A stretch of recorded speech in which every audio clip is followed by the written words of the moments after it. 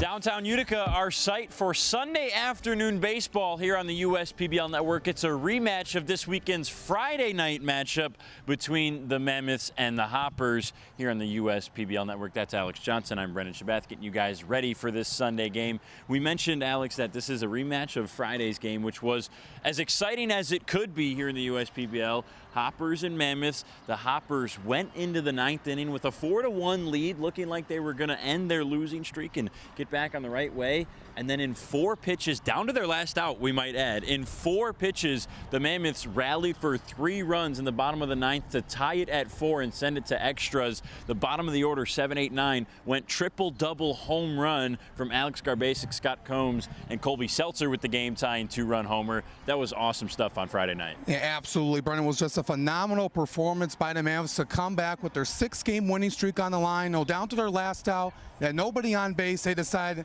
not to throw it away in the towel.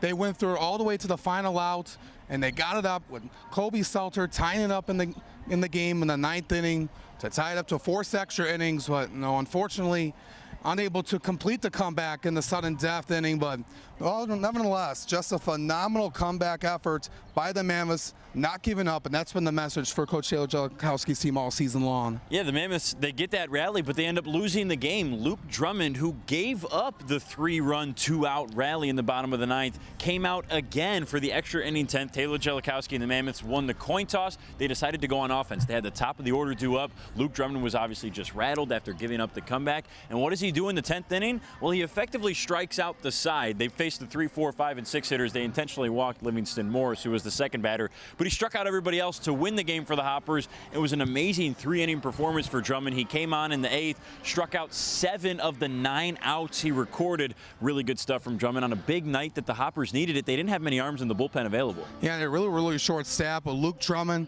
despite that trouble he had in the 9th inning, allowing those 3 runs on 4 pitches was just tough to take, and then having to just come back out right after, thinking you would have to take a breath, but no, he had to come back out on the mound to get the job done, to hold on for the Hoppers to win in the 10th inning, and he did the job, strike out the side, and it was a tall task, but Luke Drummond was able to do it, and that's why they got to do with Chris Kelly here today, with the short staff that the Hoppers have here in the bullpen. Yeah, the reason that performance from Drummond was so big was because the Hoppers have played 5 games in 7 days. They've got another non-public this week on Tuesday and Wednesday in back-to-back days. They just don't have the arms right now. Drummond going out and getting that win was important, but that leads us into today. The starter for the Hoppers, right-handed pitcher Chris Kelly, is on the mound. They need him to go deep for Ryan Kotke and his squad. Yeah, absolutely. You mentioned 5 games in 7 days. No, it's a lot, for a team like this. Trying to get into that final month of the season, Brendan, where everyone's trying to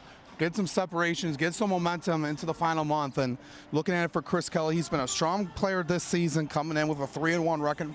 ERA a little over 2, but he's been doing really well and an all-star this season. And he's going to be something to keep an eye on for Coach Kotke. If he's able to go 6 or 7 innings or so, he'll put his team in a good position to win. Will Rangel is on the mound for the Mammoths. That's a fresh name here in the league from Venezuela. Will comes in and is making his USPBL debut today. An exciting day for him. Yeah, it's going to be absolutely getting his first start here in the USPBL on a gorgeous Sunday afternoon. Coming in from an experience playing in the Dominican Summer League for the Detroit Tigers organization. So he's going to bring a lot of experience to the table. He's really happy about coming here and showing what he's got here to the fans here today. These two teams are obviously familiar with each other this weekend, once on Friday, again here on Sunday, and then on Tuesday in the non-public as Hoppers and Mammoths one more time. This is a really big game for the Hoppers. They sit 2 games behind the first place Mammoths. A win today on Sunday and a win on Tuesday, and the Hoppers will find themselves tied for first. Yeah, that could be a really turntable. No, the Mammoths are now coming off the 6-game winning streak that got snapped. But if the Hoppers can take it here today and potentially on Tuesday, they'll feel pretty good about themselves heading into August, and where the games really come down to the wire. Beautiful sunny skies on a Sunday afternoon here in downtown Utica. At Jimmy John's Field, it's Mammoths and Hoppers. We've got the starting lineups and first pitch after the break here on the USPBL Network.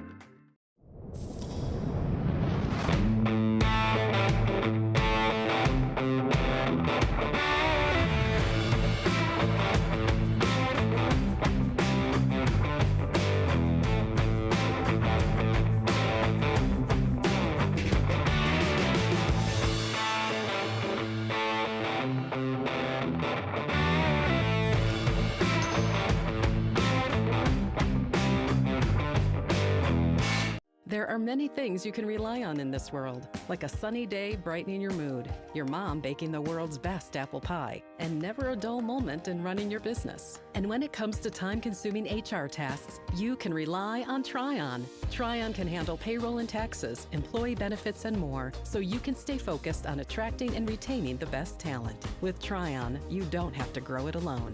Visit RelyOnTryon.com. You can always rely on Tryon.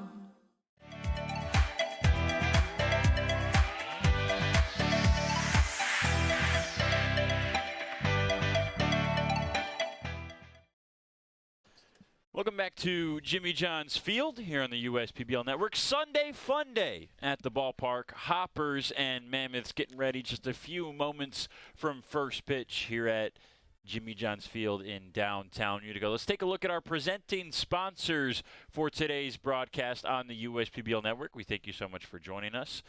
Ascension, Belfour Property Restoration, Budweiser, Dave & Buster's, DTE Energy, Fifth Third Bank, Jarbcom, Jimmy John's, Macomb Community College, McLaren Macomb, McQuaid Heating, Cooling, Plumbing, and Refrigeration, Metro Detroit Chevy Dealers, Pepsi, Scott's, and UWM United Wholesale Mortgage. We thank all of our proud sponsors for everything they do for the league here on Sunday Funday. It is the visiting Hoppers against the home Mammoths, a rematch of the Friday night matchup, as we mentioned, which included the wild 3-run, 2-out, bottom of the 9th inning rally from the Woolly Mammoths. They would ultimately lose in the extra inning in that game. They fall to 16-13.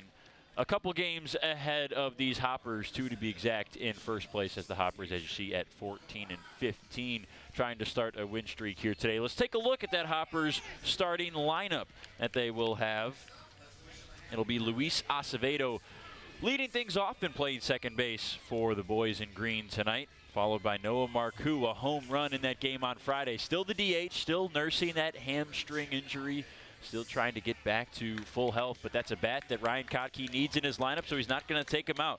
Marcoux will bat second. Joe Burke is at first base and batting third tonight. Bryant Schellenbarger is out in right field. He'll bat cleanup. The birthday boy, Bryant Schellenbarger, 26 years old today. Joey Califoot is in left. He'll bat fifth. Anthony Flores is out in center field. He will bat sixth, followed by Todd Maddox, who's got a couple home runs on the year. He's at third base defensively, the hot corner, and he'll bat seventh. Alex Pupp is in the 8-hole today, batting eighth and playing at shortstop defensively. And then Taj Porter, the switch-hitting catcher, has the duties behind the dish for the Hoppers. Whit Hughes gets a day off his feet. Porter will bat ninth. It'll be Chris Kelly, the right-hander, on the mound for the Eastside Diamond Hoppers. They're going against the first place Westside Woolly Mammoths, 16-13 on the year. Ward Hacklin leading it off today in left field for the Mammoths, followed by Burl Dixon. Stellar defender out in center field and a stellar batter in the 2-hole all season long from the left side for Taylor Jellikowski, who's not here today. It's Justin Karn, as Taylor Jellikowski's visiting Kyle Bischoff, his former pitcher down in Florida, for these next few days. Livingston Morris will play at first base and bat third. Fox Liam is the designated hitter. He'll clean things up. 3 home runs on the year for Fox, looking to add to that total today. Patrick Mills, one of the newer names to the league, bats fifth for the Mammoths. Dre Williams-Nelson will be at second base, batting sixth, followed by Alex Garbasic on the hot corner defensively, batting seventh. Zach Beadle is the catcher here for the Mammoths on Sunday, and Colby Seltzer, the hero for a moment in that game on Friday, his second home run of the year, just his 5th hit all year, was that game-tying 2-out, 2-run bomb in the 9th on Friday. He's back in the lineup today at shortstop and will bat ninth. They're led on the mound by Werliel Rangel of the Mammoths, making his USPBL debut. Alex, a beautiful day for baseball and a very interesting matchup. This is a big one for both of these squads. The Mammoths seem, you know, when you just look at the standings, maybe a little bit out of the reach of these Hoppers as the Hoppers sit 2 games back. But we mentioned they already played on Friday. The Hoppers got one back there. They'll play again today. If the Hoppers win today and win again on Tuesday against these Mammoths in the non-public, they'll be tied for first. Yeah, this is a great day for baseball, Brendan. Looking at the standings right now, just a half a game behind second place. They could jump the Unicorns with a win here today. So they're right neck and neck. And like we mentioned when I talked with Coach Ryan Cockey, a few days ago at the start of this series, this is huge for them. They're right in the thick of things, entering in the month of August. So if they're able to take 2 out of 3 or all 3 of these games from the Mammoths, that's going to be really huge for them. A big momentum booster, heading into August. And this is just a turning point for all these teams. They're right neck and neck. No one's really separating right now, as you see from top to bottom. Still got a lot of baseball left here, Brendan. And the Hoppers are ready to go after that thrilling game on Friday night. And the Mammoths looking to respond from the comeback they had in the ninth, but fell just short in extra innings. The Mammoths come into today as the league's best offense, 130 runs on the year. That's good for 4.5 per game. The entire league is right around the 4 mark as far as runs scoring per game. The Hoppers, the second best offense, marginally ahead of the Beavers. So this is offense number 1 versus offense number 2, and it's pitching staff number 1 against offense number 1. Hoppers are the best pitching staff on the year, a 3.65 team ERA this season, and Chris Kelly on the mound has been very good this year, a 2.37 ERA himself. They need a big pitching performance today against this potent offense. Yeah, they really need to. We talked about it in the pregame show, Brennan. The Hoppers, playing 5 games in 7 days, having limited arms, throughout, with a short rotation, short bullpen. Chris Kelly's been an all-star. He's been relied on throughout the course of the season. Have an ERA at 2.37. Had a little bit of a bump in the road in his last start. Hasn't pitched in 10 days. Where he went 5 innings, allowed 11 hits, 4 earned runs, 4 strikeouts, and 2 walks, and 25 batters faced.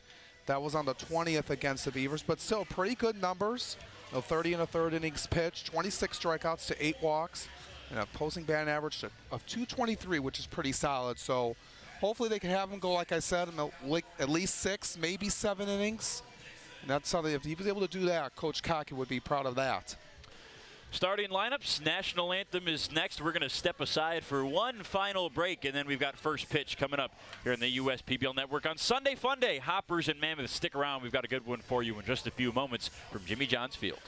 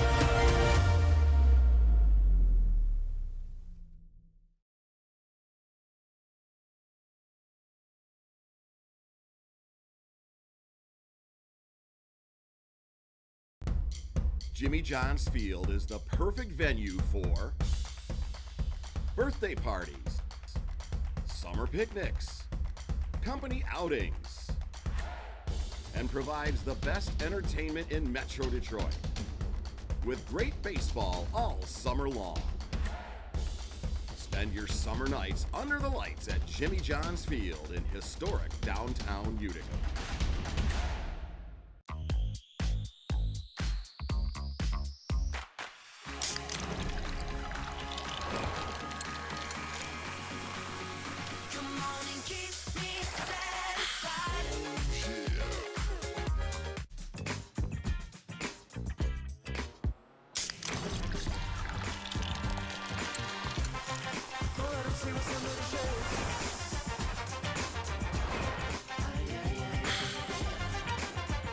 Slide into a new home.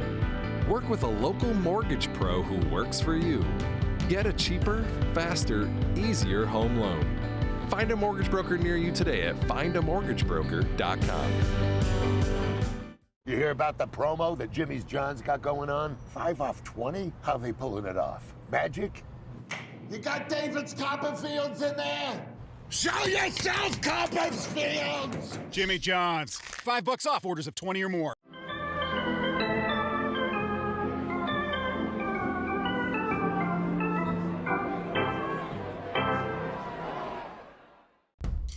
Jimmy John's Field is the perfect venue for birthday parties, summer picnics, company outings, and provides the best entertainment in Metro Detroit with great baseball all summer long.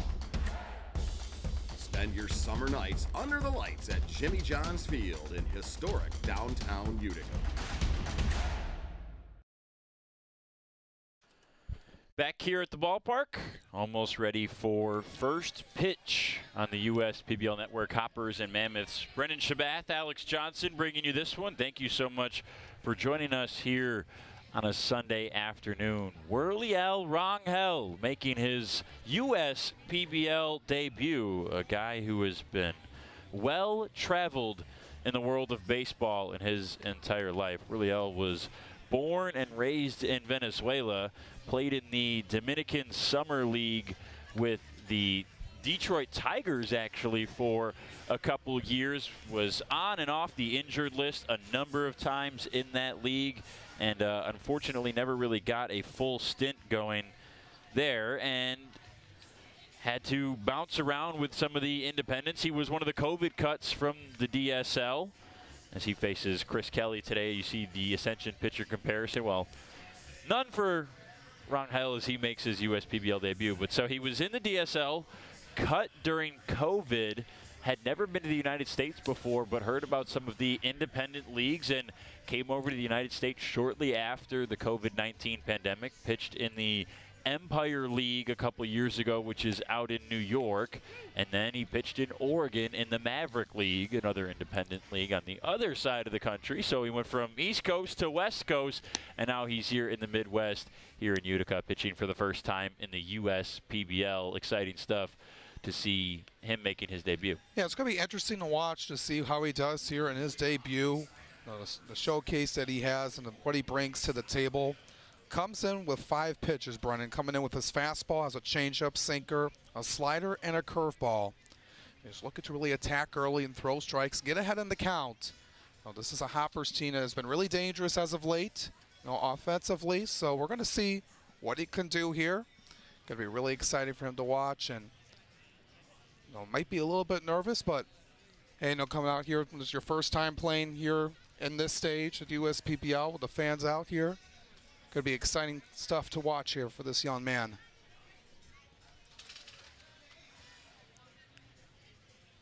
So it'll be Acevedo, Marcoux, and Burke to start things off here on Sunday as we are just about ready from downtown Utica.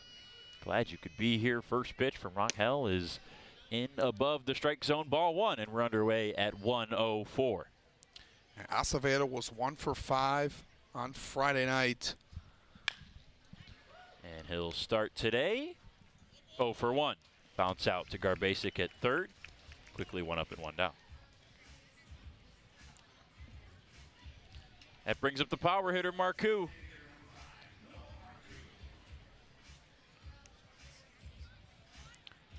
Marcoux had that home run. Here's the defense behind Rangel tonight. Hacklin in left, Dixon in center, Mills in right.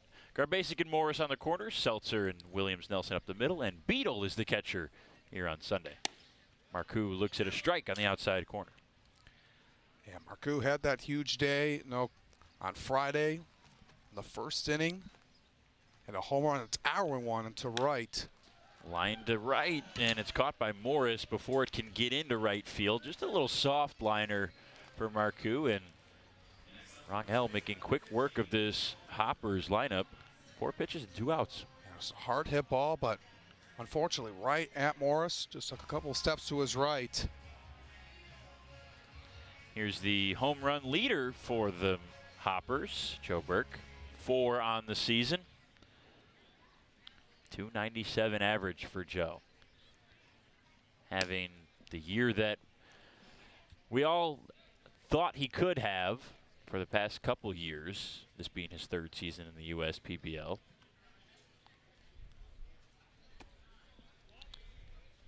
Yeah, pretty solid numbers. Brendan coming in with a near 300 average. He's driven in 20 runs on this season. Nearly hit one out of the park on Friday night, just barely off the wall. That the long double that he had in that game on Friday to left center, where that David Buster's sign is splitting today the left fielder Hacklin and the center fielder Dixon.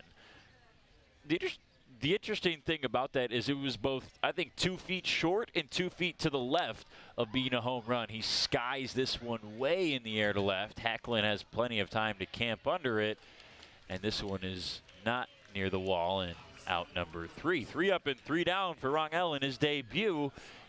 And now it's time for our Thrifty Florist sweetheart of the game with Kara Wolfbauer. Lucy, she's 6.5. Lucy, let's give her one a big wave. Wave this way, Lucy. There she is. Lucy is our sweetheart of the game today. So JJ, our field general, sponsored by Michigan First Credit Union, went sniffing around the stands and found Lucy today. Because this morning he got up real early, stopped by our friends at Thrifty Florist, and picked out this bouquet for Lucy specifically. So thank you, Lucy. It's her first game ever. So really excited to have her out tonight. And thank you, JJ, for being the best bat dog ever. All right, let's send it back up to Johnny now, and I'll see you guys real soon. And thank you, Kara. And fans, if you're a fan of our favorite... Thanks, Kara, as she tosses it back to our public address announcer here at the USPBL, Johnny G, a couple booths over. Love getting to work with Johnny throughout these summers. Chris Kelly on the bump for the Hoppers. The 24-year-old native of West Nyack, New York, makes his 5th start of the season.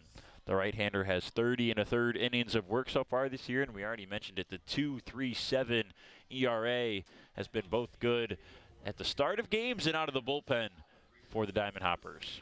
Yeah, it's been a really reliable piece coming out in the rotation for Ryan Cockey, and a guy to rely on. And Michael mentioned his last start hasn't pitched in 10 days, so we're going to see if he can shake off that rust that he has from not pitching all that long. But what doesn't matter to him? He's coming out, going to be really strong here against this Mammoths team, looking for revenge after losing Friday night and ending their 6-game winning streak. Mammoths, we mentioned, have been the best offense in the league. A lot of that offense came during that 6-game win streak. We'll take a look at the defense behind Kelly before we get to the leadoff hitter, Hacklin. It'll be Hacklin, Dixon, and Morris. Califoot's in left, Flores in center, Schellenbarger in right. Maddox has the third base duties today. Burke is over at first. Acevedo and Pup up the middle as usual. And the switch-hitting catcher, Taj Porter, gets a start today. It is Taj's 17th start of the year. And talking about the Mammoths' run scoring during that 6-game win streak, they had an 8-run game back on the first game of a doubleheader on July 15th, followed by a 4-0 win. Another 2 4-run games, and then a 9-run game a couple days ago on the 25th before finally losing to these Hoppers on Friday after each scoring 4 runs and losing in the sudden death inning. So the run scoring has been increased for the Mammoths as of late, and that's what Taylor Jellikowski was working on a lot with his team and looking to get more out of. He needed more offensive production, and, well, he's gotten it so far. When you're able to do that and put yourself in a better position to win ball games, and like you said, the offense has been hot, but the Hoppers have been really strong as well, especially with their pitching staff. Have been much improved since the start of the season. It's going to be very interesting to see, Brennan, how the best pitching staff going off against the best offense in the league. First pitch to Hacklin in for a strike. Ward Hacklin, a big reason why that offense has peaked in the last couple games for the Mammoths. 274 batting average on the year. Fouls this one right off the plate, quickly behind 0-2 against Kelly. A 744 OPS for Hacklin. Provides a good at-bat 1 through 9 in Taylor Jellikowski's lineup. Sometimes we see him here at the top. Sometimes we see him down in the 6 hole. It doesn't matter. Hacklin will almost always give Jelly a good at-bat.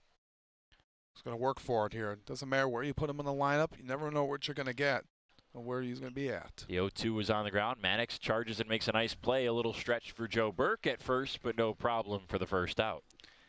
Able to get that off in time. You know Hacklin has speed down there, but Max didn't have to rush it just yet, but able to make that routine throw over to Burke. Now here's Burl Dixon.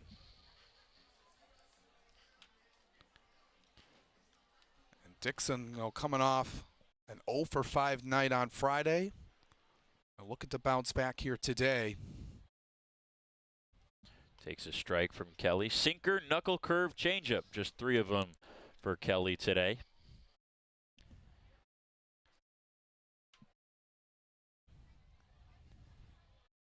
Dixon swings and misses at the curveball. 0-2, he falls behind. Kelly looking to get out this lefty. He's better at righties, getting them out than lefties this season. Quickly ahead, 0-2. On the ground again, Acevedo. And 2 easy outs to start this game for Kelly. Yeah, both pitchers are making quick work. Arango only had 9 pitches in the first inning. Kelly with 6 with the first 2 outs, and they have done a really good job keeping Dixon off the base path. 0 for 6 in this series now for Dixon. Not going to say that too often on a 6 at-bat stretch for Burl that he goes 0 for in that stretch. A guy who's hitting .326 this year. Yeah, it's very surprising to see. He's still batting around 300 this year, but Morris swings over the changeup. I think he might have caught a piece of it, but it's 1-1 for the first baseman.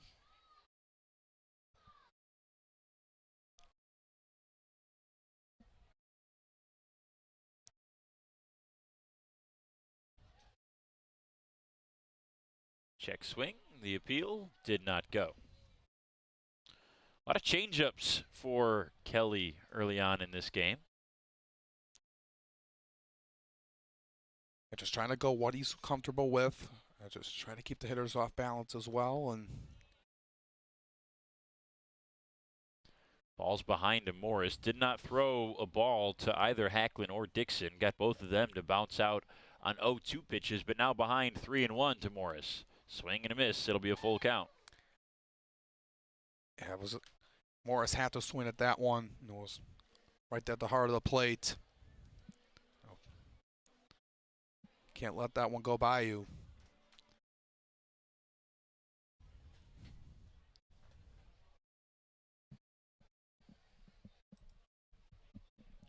Two down, nobody on in a scoreless first. 12th pitch of the inning for Kelly on the full count is up the middle, and that'll be a base hit for Livingston. Morris keeps it alive. A 2-out knock puts a runner on. Yeah, found that opening.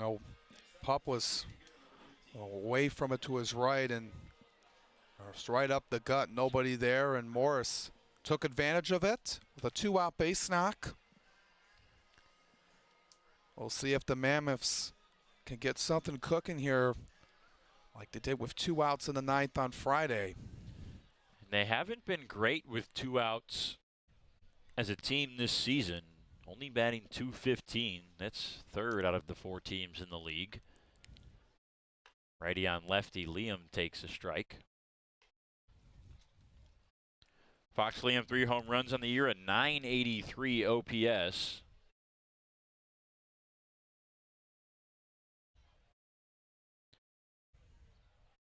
Looks at a ball outside.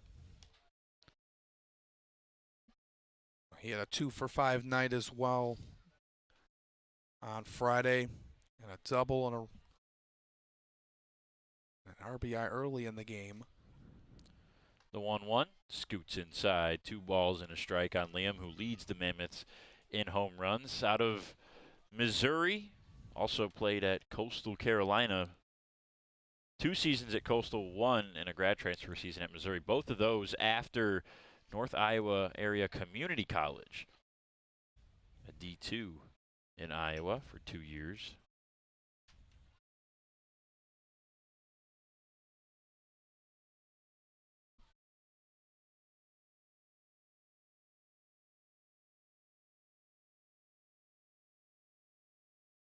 Liam tight to the plate in that left-handed batter's box. Swings over the curveball on the 2-2. That's strike 3.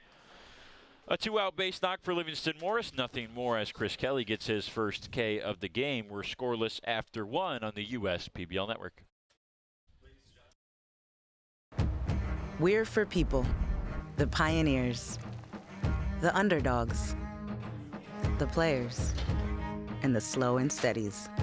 We're for people, for who they are and who they could become. Yes, we're a bank, and some say our business is all about money, but that's an old idea. Because look past the money, and you'll see real human lives. We see it, because we're for people. Huntington, welcome. The Dave & Buster's method is designed to help you unlearn adulthood and discover the funner you hidden within you. The you that doesn't think about adult things and stuff. Ashley, I don't want to hear anything about your car registration when we're at Dave & Buster's. Okay. The you want to be. Let the Dave & Buster's method illuminate you. Begin the method today with 5 free games. You know you want to.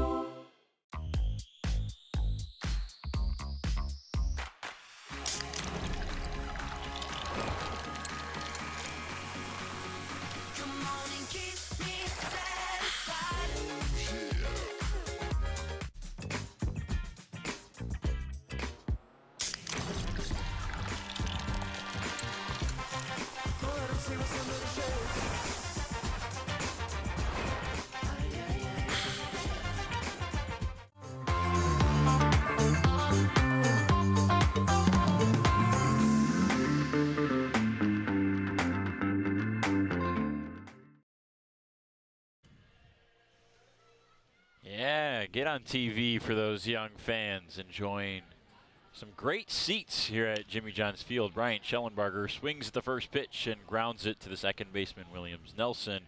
1 pitch and 1 out in the second for Roliel Rangel, who's gone quickly 4 up and 4 down as we're into the top of the second. Yeah, making quick work. Only had 9 pitches in the first inning. They'll just move it along pretty quickly. They ease it in now.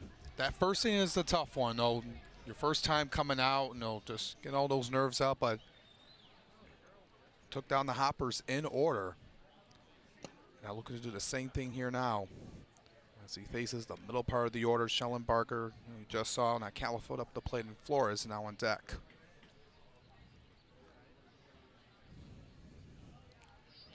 The 1-0 to Califoot on his first at-bat of the game, backhanded by Morris. He'll keep it himself over to the bag. Boy, just 5 soft contact outs. Only one of them has gotten out of the infield. It was the fly ball to left from Joe Burke that ended the first inning. See if Flores has any better luck. Yeah, it's been going down low in the zone, forcing the Hoppers to hit really soft contact, and just 3 ground balls, and then that soft line out that Marcoux hit to Morris.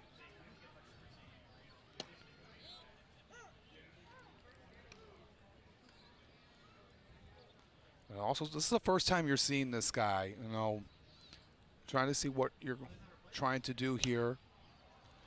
Popped up right side. Can Morris get there? No, about a foot short for making a nice play for what would have been the 3rd out. Flores is behind 0-2 though. And not going by like what film you've seen this guy before. Hasn't played in the USPPL yet this season, so you got to learn on the fly, especially for the Hoppers, what they see here for the first time around, and then just getting familiar of what pitches he throws and what he does in certain situations, which can be a tall task for a guy at the plate. You saw Rangel shook off the catcher Beadle a couple times, and then Flores called time behind no balls and 2 strikes. Reminder, it's 5 pitches for Roliel. The 0-2. There's the curveball. Nearly nicked Flores, but did not. So 1-2. Both fastballs, a 4-seam and a 2-seam. The 2-seam, the sinking fastball that he uses a lot, right around the mid to high 80s. Curveball, slider, changeup, pretty standard mix for Rangel. The 1-2. Slider got him Way out in front was Flores, first professional strikeout in the USPBL for Royale Rangel, and he has gone 6 up and 6 down, an easy breeze. We got a pitching duel here from Jimmy John's Field on the USPBL network. It'll be the Mammoths' second when we come back. There are things you can rely on in this world, like your dog being happy to see you, coffee getting you through the day, and the government changing business regulations. And when it comes to navigating those regulations, you can rely on Tryon and its team of attorneys. Tryon can also tackle time-consuming HR tasks like payroll and employee benefits, so you can stay focused on growing your business. With Tryon, you don't have to grow it alone. Visit RelyOnTryon.com. You can always rely on Tryon. They call me Prospects. Since the day I was born as a diver's watch, the challengers of the world have taught me many things. Life is not a numbers game. It's about challenging ourselves. No matter what happens, just follow your heart. These pioneers drive our generation forward. Not by setting records, but by never giving up. Keep going forward. Prospects. Available at Lucido Fine Jewelry.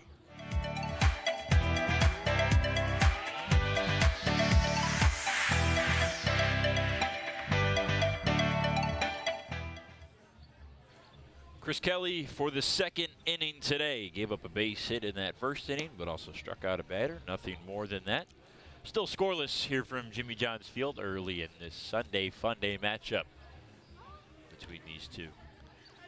But a good one so far, and Chris Kelly, despite allowing that one hit off of Morris with 2 outs, but he's looking to do really solid here, and the Mammoths looking to create some offense and build a new winning streak, after Friday night's loss, and it was just their second loss coming out of the All-Star break, and been the hottest team since coming back in the second half of the season. Proving themselves that they're going to be the best team around. But the Hoppers, here in Game 2, and in this 3-game series they have, one more on Tuesday, so going to be crucial here, and the 5, 6, 7 due up for the Mammoths. Mills, Williams, Nelson, and Garbasic here in the second. Righty-lefty to Mills is on the edge for a strike. We had a couple streaks ended this weekend. The Beavers ended their 5-game losing streak last night with a pair of wins in the doubleheader over the Unicorns. And then obviously, as we mentioned, the Mammoths came into the weekend with 6 straight wins under their belt, but lost on Friday night to these Hoppers. They're still right in the thick of things as well. The Beavers, despite losing 5 in a row and getting back on track, they're right there. Fly ball deep center field. Going back is Flores, and it dies into his glove just a few steps in front of the warning track. Good swing from Patrick Mills, but it's just a long out. And just carried it for a ride. Flores able to track it down. The sun's not too bright out here, but able to read it well. Just in front of the warning track to get the put out. No wind right now, as you see.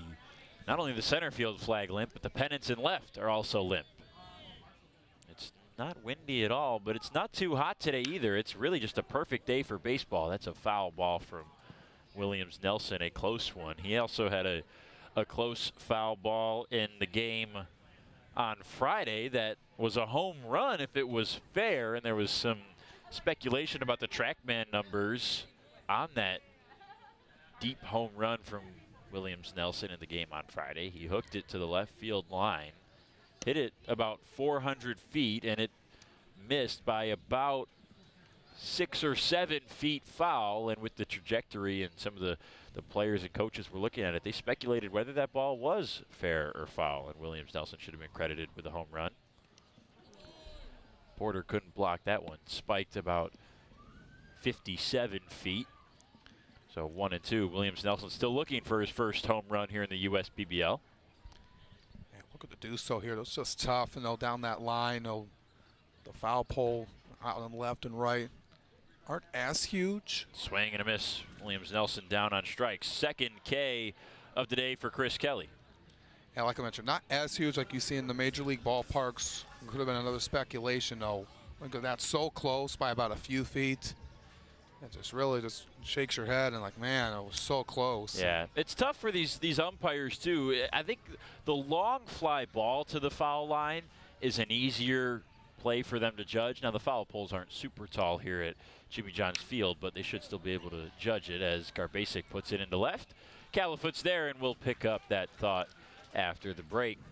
Through 2 innings, still scoreless. Both of these pitchers dueling right now. We've only had 1 base hit total in this game. See if that changes in the third. First State Bank is a locally owned and operated business. We're part of your community. At fsbcares.com, you'll find ways that we're making a difference by featuring locally owned and operated businesses, providing access to helpful financial resources, and engaging with community. fsbcares.com is part of our commitment to the neighborhood because strong neighbors mean stronger communities. Where good neighbors do great things. Member FDIC and Equal Housing Lender. Fifth Third Extra Time helps you do you better. So kick back and relax. You have extra time to avoid overdraft fees. Fifth Third Extra Time. This is banking a Fifth Third better. We're the financial champion of Michiganders. Whether you're a goal-getter or dream chaser, an empty nester, or up-and-comer, anyone in Michigan can bank with us. Michigan Schools and Government Credit Union.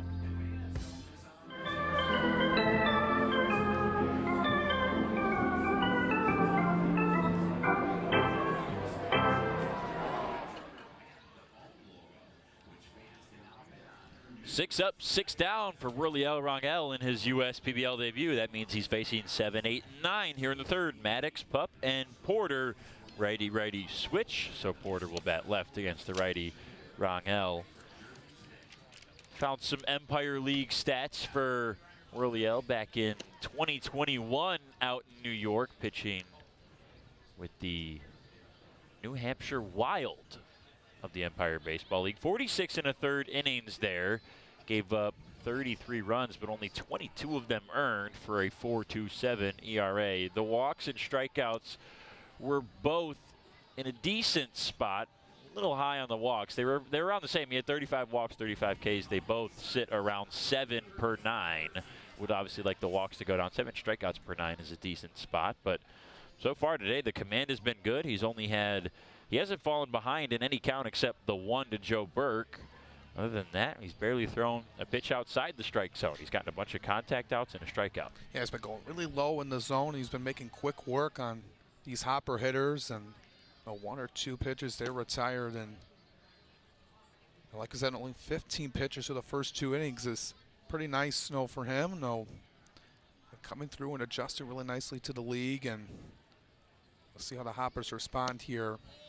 The bottom of the order, and then curveball perfectly placed, low and away for a strike. 1-1 to Todd Maddox.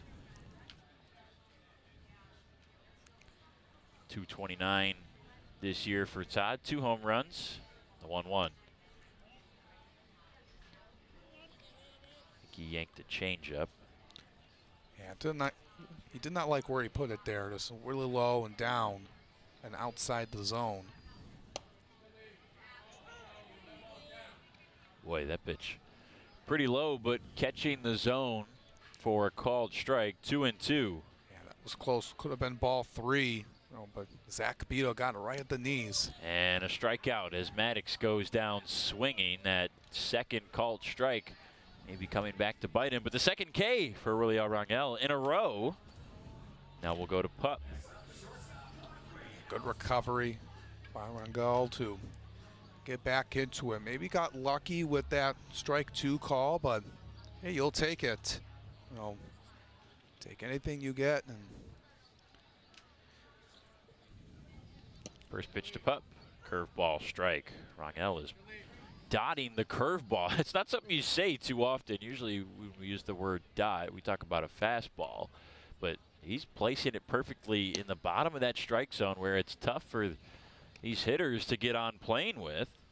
The fastball's decent right now, up around 90, 91. And here's the 1-1 curveball. That one skips in. 2-1 now. Yeah, he's been really liking that pitch, that curveball. He's been using that a lot. A lot of pitchers at times go right to the fastball and maybe mix in some of their specialty pitches. Maybe not a whole lot, just to keep the hitters off balance. But he wasn't going through that curveball, most of the time. And we'll see what he does here now. Down 3-1 to the count on Alex Pup. Pup in need of a good at bat here.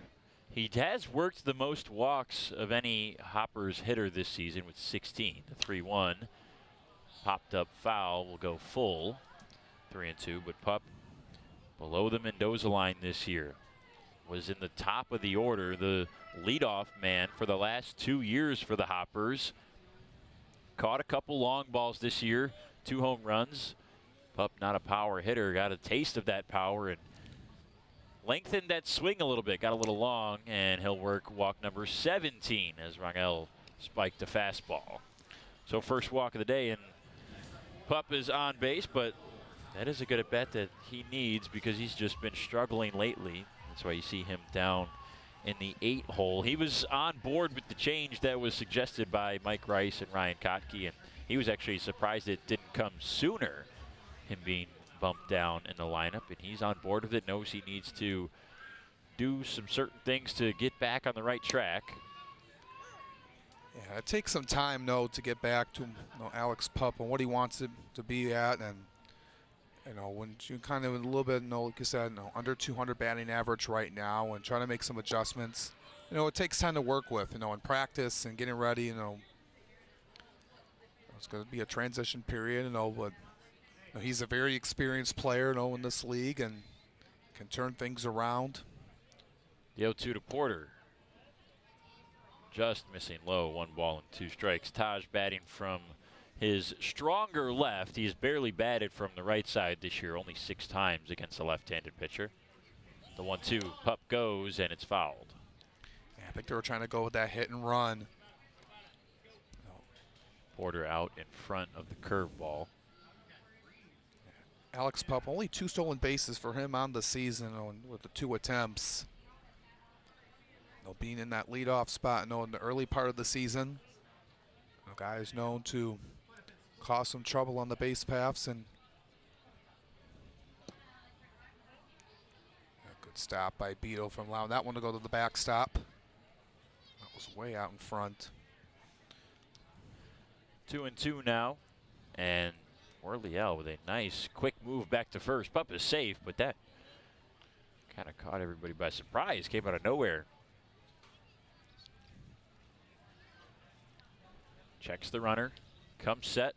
Pup leads off, stays, doesn't go. Now Beetle will back pick, and Pup just scurries back to the bag. Pitch was outside, so now we'll go full again. Back-to-back full counts. We'll see what he does here. I know he likes going with his sinker in these kind of situations with a runner on first base to try to get the ground ball for the double play, but in a 3-2 count. On the ground, Williams Nelson tries to go to second for 1. Seltzer clipped on the slide by Pup, so he has no play at first. They just get the lead runner. Everything remains the same, and the Mammoths add an out. 2 down. A good play by Williams Nelson, though. Just got it off in time to get Alex Pup out, but Alex Pup really delayed that from causing it to be a double play. Maybe just took a little bit longer to develop, but he got the force out at second, so instead of having a runner in scoring position, you just keep the guy at first. That would have been an impressive double play turn had Williams Nelson been able to do it. He had to field it on the backhand. Hard hit from Acevedo down to the corner and left. Porter rounding second. He'll go to third. Kottke's going to wave him around. Now there goes the stop sign. It's a 2-out double for Luis Acevedo. Puts a pair in scoring position for the Hoppers. First real threat of the game. That's the first base hit for the Hoppers. And they could bring him around with Noah Marcoux. He just charged that one all the way to the wall, but a good play by Ward Hacklin. Coach Kottke was telling him to go all the way home, but he put the stop sign on as Hacklin made a strong throw back into the infield. And that's huge, you would be thinking, hey, he would score on that play, by Porter, but. A dangerous hitter at the plate in an RBI spot. Marcoux in his limited time this season. This is only game number 11. Does have 5 RBIs already. Swinging the bat well. We mentioned the home run on Friday. Well, this is a prime opportunity for him. Marcoux also had 2 walks in that game on Friday. Not only swinging the bat well, but seeing the ball well, and he's in a great count now, 3-0. Big spot for Rangel with 2 on and 2 out. Still scoreless here in the top of the 3rd. Rangel comes set, delivers, and that's a walk. Maybe pitching around Marcoux a little bit. He's got some words for the home plate umpire, but he just worked a 4-pitch walk to load the bases. I think maybe that's a wise choice, you know, not give him something good right up down the barrel to hit at, but with a powerful hitter like Marcoux. But you bring up Joe Burke, who's also another dangerous hitter, and you know, this is the 2nd time through the order now, and we'll see what the Hoppers adjustments they made to combat. Burke fouls it back. The RBI leader for the Hoppers this season with runners in scoring position is hitting .360. 9 for 25 is Burke. That leads the team as well. 20 RBIs on the year. Bases juiced, 2 down. Looking to see if the Hoppers can get on the board first. Burke looks at a curveball that misses. 1 for 5 with the bases loaded. No for him on the season, like you said, and just 4 for 27 for the Hoppers this season in these kind of situations. Curveball catches the inside corner, and Burke can only laugh it off. He thought that was outside. Now 1-2. Goldust has to stay composed and just 1 strike away from getting out of this jam. The 1-2. Curveball high, deep to left field. That ball is back. It's gone. Grand slam for Joe Burke. All of a sudden, it's 4-0 here in the 3rd. Yep, sent that one out. Joe Burke. And I went right down the plate, and he just carried that one out over the wall, and the Hoppers making some noise. They made adjustments. And it had a little bit of a spin movement on there, Brendan, and Burke got the hang of it.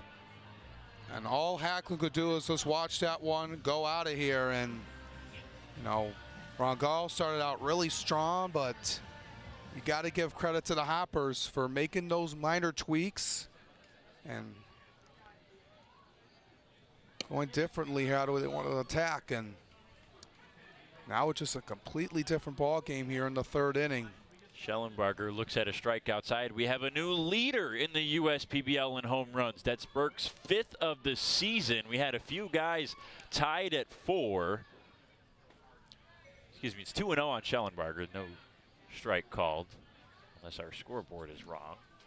But that's the 5th home run of the year for Burke. Schellenbarger smacks one to left. Now 24 RBIs this season. Burke got a hanging slider and did not miss it.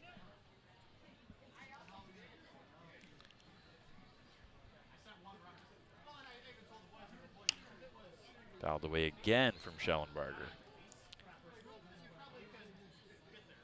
And just going back to that pitch, and he just had a little bit of a spin movement that just was just too long up for there that Rangel threw, and Burke can't afford to allow that, a guy like him to swing at that. And Schellenbarger goes around, so Ruriel Rangel gets a strikeout to end the inning. But Joe Burke does the damage. 2 out, bases loaded, grand slam. Puts the Hoppers on the board in front, 4-0. That strikeout to Schellenbarger, the 5th third out of the game. And now it's time for JJ to make his daily trip out to right field and deliver some water to our fielding umpire. Really need that out here. It's a nice sunny day, 76-degree day. JJ getting his work in, making sure the umpires are hydrated and ready to go.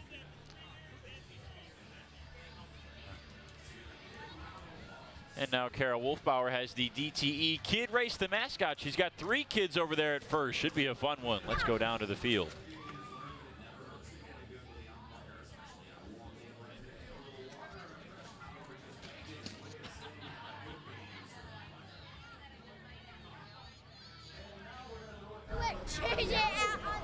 Thanks, Johnny. I'm here for our DTE Kid Race the Mascot. Oh, don't go yet, buddy. Come here. Come on back. Oh, he's trying to cheat now.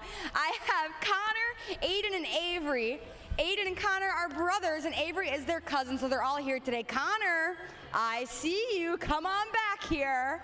All right, Connor and I have been beefing a little bit today, so he's ready to go, and he's, oh, I see you, come back. But he's also a big Ribby fan, so he feels bad that he's about to beat him today, but he's ready. Are you guys ready?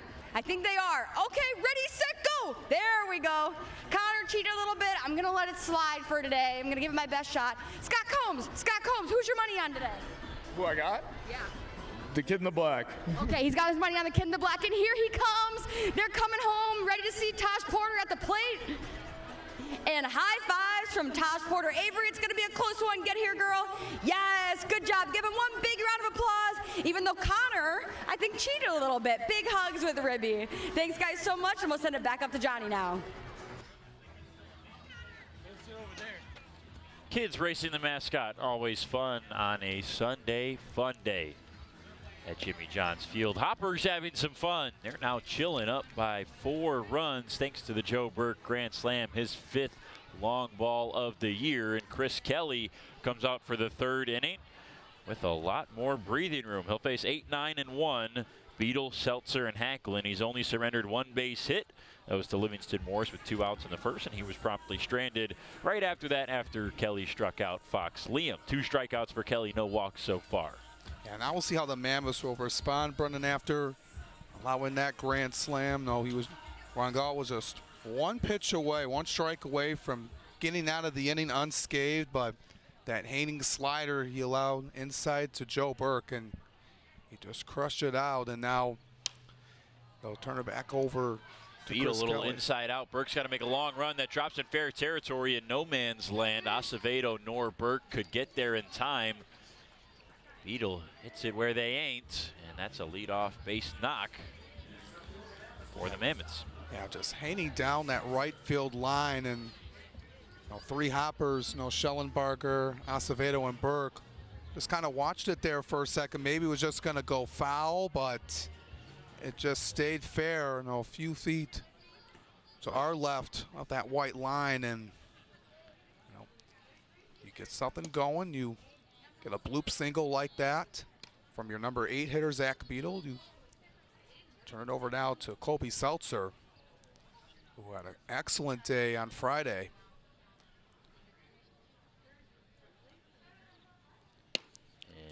For a strike, 1-1 on Seltzer, who hit the 2-run home run in that 9th inning. Colby also had a double in that game, totaling 2 for 4 with those 2 RBIs, struck out as well. He was 0 for 29 to start the year here in the USPBL, a batting average below 100. He's been 5 for his last 14 with a pair of home runs. He had a non-public home run earlier this week as well. He is catching fire at the right time during that Mammoths win streak and into this weekend. And very huge to have a guy in the number 9 spot to come through like he did on Friday to tie it up. Also had another extra base hit as well, so he went 2 for 4 on the night. And here's another base knock. No, Flores, it gets by him. It is a base hit. Getting on his horse is Beadle. He gets around second, goes to third. Seltzer trots to second base with a double. Anthony Flores, a hardliner directly to him. He didn't know how to play it, and the Mammoths responding to the 4 spot from the Hoppers in the top half of the inning. They've got 2 on and nobody out to start things in the 3rd. Yeah, I like the effort by Flores. Just a line drive hit off Seltzer, and almost made that sliding catch and made a hop. And Flores had to chase it down. Puts 2 runners in scoring position now, and Mammoths are just 1 hit away from cutting into this deficit a little bit, and you got the top of the order, exactly what you need here in this kind of situation. First pitch in for a strike to Hacklin. Seltzer, with his 6th hit of the year, has absolutely turned it on in the last couple weeks. The 0-1, Hacklin nearly caught him. Misses inside 1-1. He's a guy who that home run was so unexpected on Friday night just simply because it didn't seem like through his first 30 at-bats, 15 games, that the power that Colby had in college, guy who hit 30 home runs in 4 years, including 16 in his last year at Hardin-Simmons, which was this most recent year in 2023.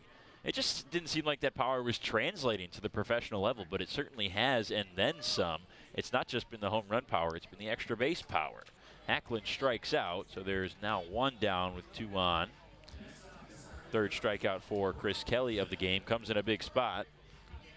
And you make a big point, a huge point, for Seltzer, how is that power that he had in college, how would it translate, into the USPBL? It took him some time, when that 0 for 29 start, and then he slowly picked it back up, this past week with a couple of home runs. So he's getting into his rhythm now, and when you make that big jump, it's playing at this stage where scouts are looking out and watching you from every single game and just knowing what you can bring to the table, and it puts a lot of pressure on these guys. And some players get used to it very quickly. Others, it takes time to adjust. And the thing about Seltzer is, I don't want to say he's had a longer leash. He's made himself valuable to stick around and let Taylor Jellikowski and the Mammoths work through the kinks with him at the plate with how good he's been defensively. This one gets by Porter, and this will easily score a run. Beatles in, standing up, and the Mammoths are on the board. It's now 4-1 in the bottom of the third.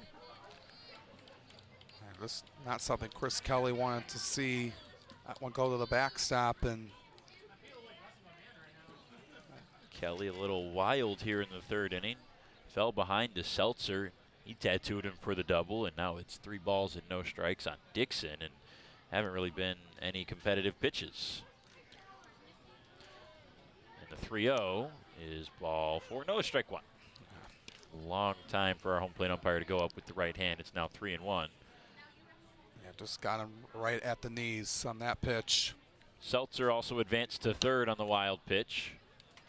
So he's 90 feet away from scoring. And going back to him, his defense on the infield has been superb this year, which has kept him around to work through the 0 for near 30 start. And now the bat has come alive. If he can be a hitter and a defender for this Mammoths team, look out. Dixon check swing, foul ball. Yeah, good for Seltzer, took some time, to believe and just feel confident in yourself. And once you get when you get into that 0 for 29 slump, you kind of feel down, but he didn't give up. He's been working at it. Like he did on Friday. He make himself known here to deserve a spot, in the USPBL. And swing and a miss. Big strikeout for Chris Kelly. He concedes the run on the wild pitch, but to get Burl Dixon on strikes is huge. That's back-to-back strikeouts, 4 total on the day for Kelly, all of them swinging. Yeah, that's been the strong suit for the Hoppers, is just getting Dixon out, and maybe you heard a piece of it on that one, but tipped into the glove, and Dixon is retired once again. Livingston Morris had the only base hit for a while for this Mammoths team. Now there's 2 in this inning. Singled in the first, was stranded quickly at first base. The 1-0. Swing and a miss. Got him on the curveball. Yeah, I was trying to take a big rip at it. Right at the heart of the plate. Kelly's coming off a rougher start 10 days ago against the Beavers. 1-1. Another curveball. Knuckle curve dipping under the barrel of Livingston Morris, 1-2. That was a 5-4 win for the Hoppers 10 days ago, but it was 5 innings of 11 hit and 4-run work for Kelly. Swing and a miss, 3 straight knuckle curves, 3 straight strikeouts. A run comes across after a single and a double on back-to-back at-bats for the Mammoths. Beetle scores on the wild pitch, but 3 straight strikeouts for Chris Kelly keeps the Hoppers in the lead, and now Kara Wolfbauer has the Chevy fan of the game. Dealers fan of the game. Today I have Isabella, and I had to pick her because of her pretty pink cowboy hat. She's also an aspiring artist, so that's another great reason why we had to choose her today. And I asked her, does she have a favorite team? She doesn't. She said she likes everybody, so she's a fan of everyone. We brought her cousin Danny out here with us. Danny waved everyone. Here's Danny. Danny's a huge baseball fan. Had to bring him out here with us. But if I didn't choose you as our fan of the game today, don't you worry. Take a look up at our scoreboard. There it is. Let me see you guys get out those phones, scan that QR code for a chance to win 4 tickets to our championship game. And maybe Isabella and Danny are here all the time. Maybe you'll sit next to them. You could be really lucky that day. So make sure to scan that QR code for a chance to be at our championship game. And we'll send it back up to Johnny now for more announcements and to our guys in the booth. Thank you, Kara. Time for the 4th inning, and when it's time for baseball, it's always time for beer. Two Hearted Ale has been named the #1 beer in America for the past 4 years by members of the American Homebrewers Association. Play ball with the best. Two Hearted Ale, the iconic American IPA from Bell's Brewery in Comstock, Michigan. Please drink responsibly. So 4-1 our score. A little bit of offense in that 3rd inning. The grand slam from Joe Burke puts the Hoppers in front. Orliel Rangel still comes out for the 4th inning. It was very close to getting out of that 3rd inning. Started it off with a strikeout to Maddox, then a full count walk on a close pitch and a good at bat from Alex Pup. They got Pup out on the fielder's choice from Porter. So Porter was on at first, and then it went double, walk, grand slam.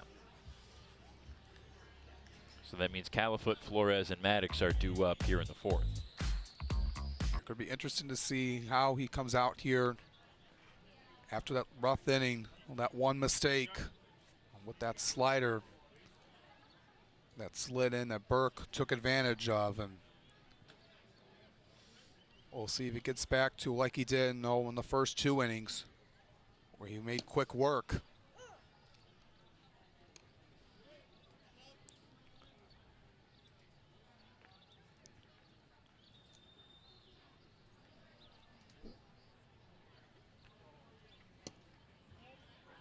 One and one on Califoot, who grounded out to the first baseman in his first at-bat. Joey, a new addition to the league this year for the Hoppers. He's got 17 games under his belt already, and he's been a good bat for them in all 17. .250 average this year. Plus defender and left, plus speed on the base paths. It's been a great addition to the Hoppers, and Coach Cockey's been really pleased with him, what he's brought to the table. He did provide a 2-run single to put the Hoppers up 4-1 in the 8th inning. When the Hoppers got some insurance at that point in the game and time, and people thought that was the signature close for the Hoppers, but before the Mammoths tied it up in the bottom of the 9th on Friday. And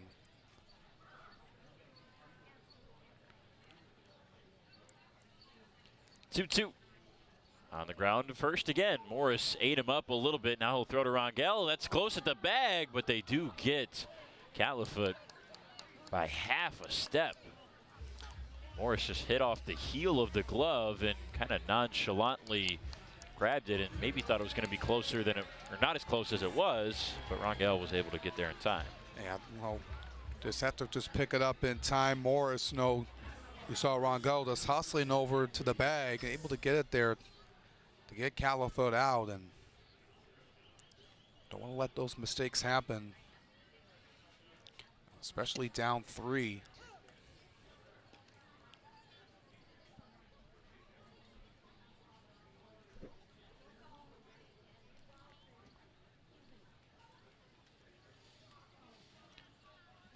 Flores out into center on the 0-1. His first base hit today after striking out in the 2nd. Good job right up the middle. Took a drop in on one hop, and some good base hitting there by Flores. And said all that space, the new rules here with the 2 infielders have to be on the dirt. Flores has good speed, the most speed statistically on the Hoppers. 5 for 7 in stolen bases, leads the team as Rangel worked him back to the bag. Now delivers. Flores fakes like he's going to go and doesn't. Pitch low. Trying to keep Beetle off balance, over there. He was thinking about getting ready to throw it over to Williams Nelson at second. Out into right. That'll drop for a base hit for Todd Maddox. Flores with speed will go for the extra 90, and he gets into third. The throw comes all the way through to Garbasic. Corners are occupied with only one out for Alex Pup. Yeah, good job going the opposite way. Getting that one to drop down, and with the speed by Flores, you go first to third. And I'm looking to get that run back, and the Hoppers are getting something going here. One out only. Runners on the corners. I tell you, I've been impressed with the swings of Todd Maddox this year. 2 home runs already, an OPS above 760. The batting average isn't as high as maybe you would think at 229. He's not playing every single day. 26 games, 23 of them starts. This being number 24 today. Has gone back and forth at third base. Some other guys in the Hoppers lineup. Pup first pitch swinging, pops it up. Morris has room, barely, and it's off his glove. He can't make the grab. Unfortunate for Morris. Had that big room out there, in foul ground, just right up to the netting, and just had it in his glove and lost it. He got to that warning track on the right side. The warning track gives players warning of that netting in the diamond tables behind home plate of about 10 or so feet. And Morris knew he was running out of room. He only had about a foot to spare where that ball came down. Tough play. Curveball skips into the plate, so it's 1-1 on Pup. And we'll see how that impacts what Pup does here. He's already had one good at-bat today. Kept the inning alive in the third, which brought around 4. And here's another good at-bat that drops in for a base hit. Flores easily scores. Maddox stumbles around second base. The throw into third is not in time. Pup will try to take an extra 90. It gets away. Now Maddox is going to come home. Pup goes to third. The throw to the plate is not in time. And the Hoppers put 2 on the Alex Pup base knock. Just a play that he will get that one down, and Alex Pup once again coming through with a nice at-bat. Took a one hop over there, and Mills was firing it over to third and skipped past Garbasic, which allowed Maddox to score, and Pup took advantage going to third on the error on the throw.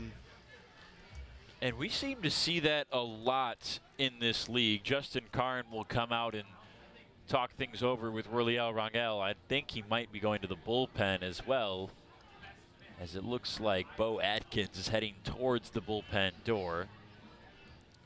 And Rangel's USPBL debut is done, so we'll pick it up after this. It's 6-1 Hoppers. Bo Atkins coming on to try to stop this Hoppers offense from adding to that 5-run lead.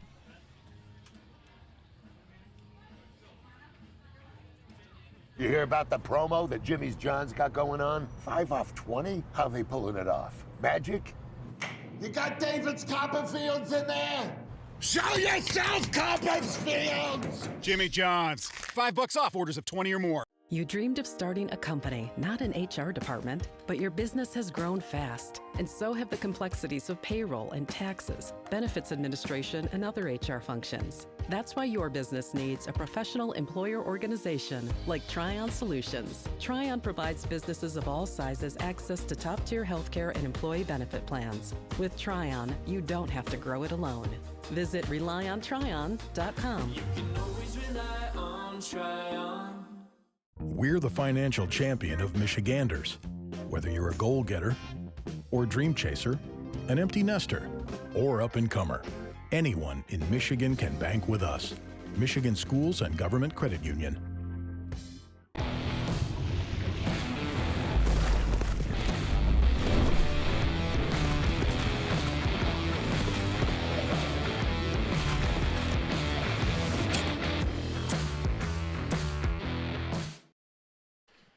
There's only one down in the fourth. 3 hits and 3 runs already for the Hoppers. Flores and Maddox have scored. Alex Pup sits at third after a 2-run base knock before the pitching change. Bo Atkins now takes over for Ruriel Rangel in his USPBL debut. Alex, I was impressed with Rangel through the first 2 innings. Went 6 up and 6 down, actually make it 7 into the third. Then we had the grand slam in the third from Joe Burke, and that was maybe just a little bit of unluckiness. And then in the fourth, it seemed like the Hoppers, the second time through the order, saw Rangel pretty well. 3 hits and 4 batters here in the fourth, and his day is done. At 3 1/3 innings, 5 hits of 6-run ball. Only 5 of them earned as Maddox scored on that last throwing error. A pair of walks and 3 strikeouts. Overall, an up-and-down day, but not a bad debut. Yeah, no, just take away those few mistakes that he had. He did really well, and he was showing a lot of bright spots and a lot of soft contact with the first 2 innings, and got a couple of punch outs in there as well. And then the Hoppers made some adjustments. Like we mentioned, you have to do that in this kind of a situation. Learning on the fly. No, haven't seen this guy before in the league, and the Hoppers did just that with the grand slam by Burke. Out into center, stumbling was Dixon. It dies in shallow center field. Pup scores. 1 pitch from Bo Atkins, and Taj Porter adds another to the scoreboard. Williams Nelson almost lost his footing on that, but kind of a delayed reaction. But the Hoppers just keep on moving along. 3 runs now here in this inning, and 7 already on the board. Pup was aggressive after his base hit. He was advancing to second after the throw came through the infield and went to third. And once it skipped past Garbasic, he reached third base on the throwing error. So he scores easily on the looping single into center. Porter's over at first. Still only 1 down in the inning. Top of the order up with Acevedo. Takes ball 2 low. Yeah, I don't see it. I put down as an error. They don't put it up here on the scoreboard after that throw.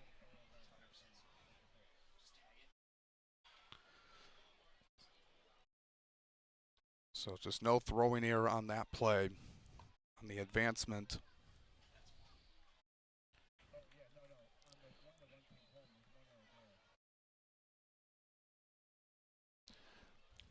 Acevedo waiting on the 2-1. It didn't go up in the scoreboard, on the scoreboard, I should say, here at Jimmy John's Field as an error. The error column reads 0s. On my scorebook, I'm going to put it as an error, Alex. Yeah, I'm going to lift my nose at the scoreboard here and put my own error down.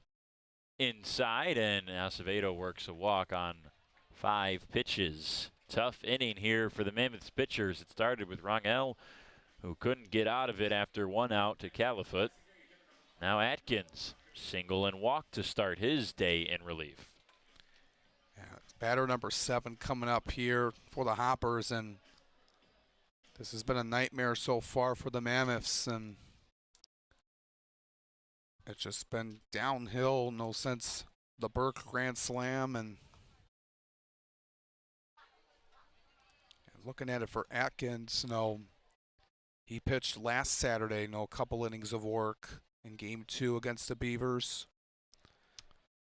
He's made a couple starts this year, 2 to be exact, 10 other relief appearances, this being number 11 for Bo, who was here last year with these Mammoths. Came late last year, only 6 appearances primarily out of the pen. 5.33 ERA this season in 25 innings. 1-1. Good block by Beadle to save extra bases from the base runners for the Hoppers. It's 2-1. Bo has a 4-seam fastball and a sinker, a slider, a forkball, and a curve.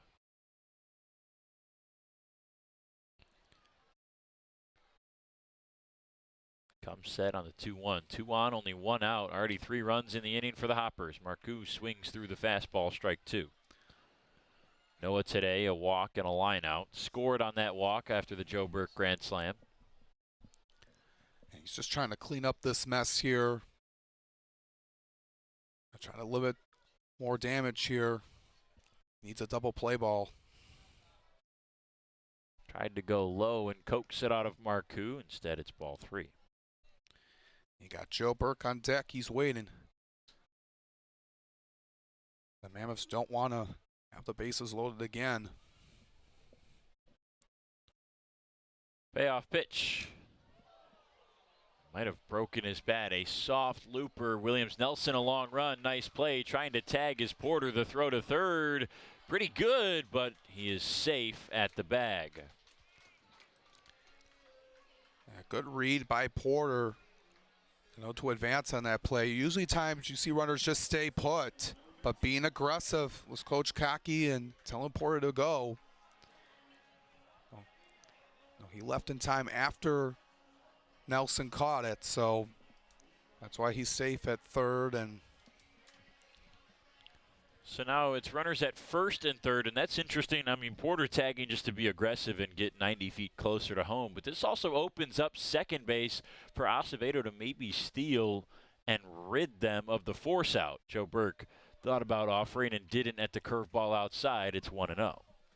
It could be interesting to see if Acevedo goes.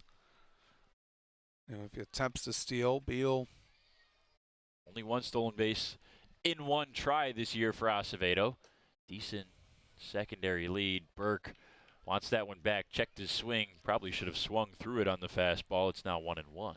Yeah, but that's how the Beal should look at over at first base as well. Not a huge lead for Acevedo right now. Fastball up. Second inning in a row at the plate for Burke.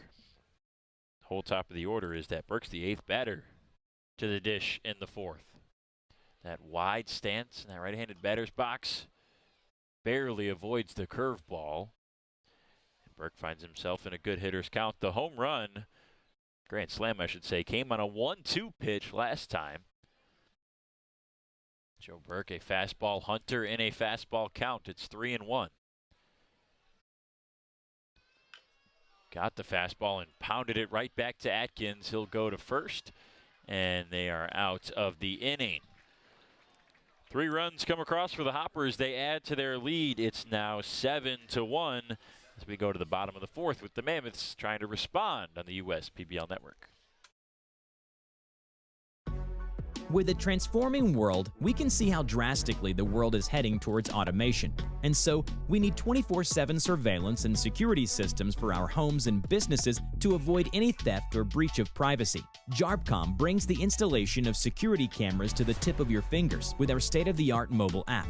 JARPCOM also provides surveillance monitoring of your entire property with flexible options that offer a dependable solution to be scaled to fit any domestic or commercial need.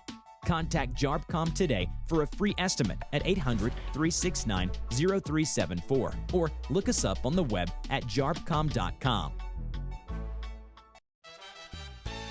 Make your move with a quick and easy mortgage from Genesis Credit Union. We have mortgages to fit your life. Genesis Credit Union. Visit us today. We're the financial champion of Michiganders. Whether you're a goal-getter or dream chaser, an empty nester, or up-and-comer, anyone in Michigan can bank with us. Michigan Schools and Government Credit Union.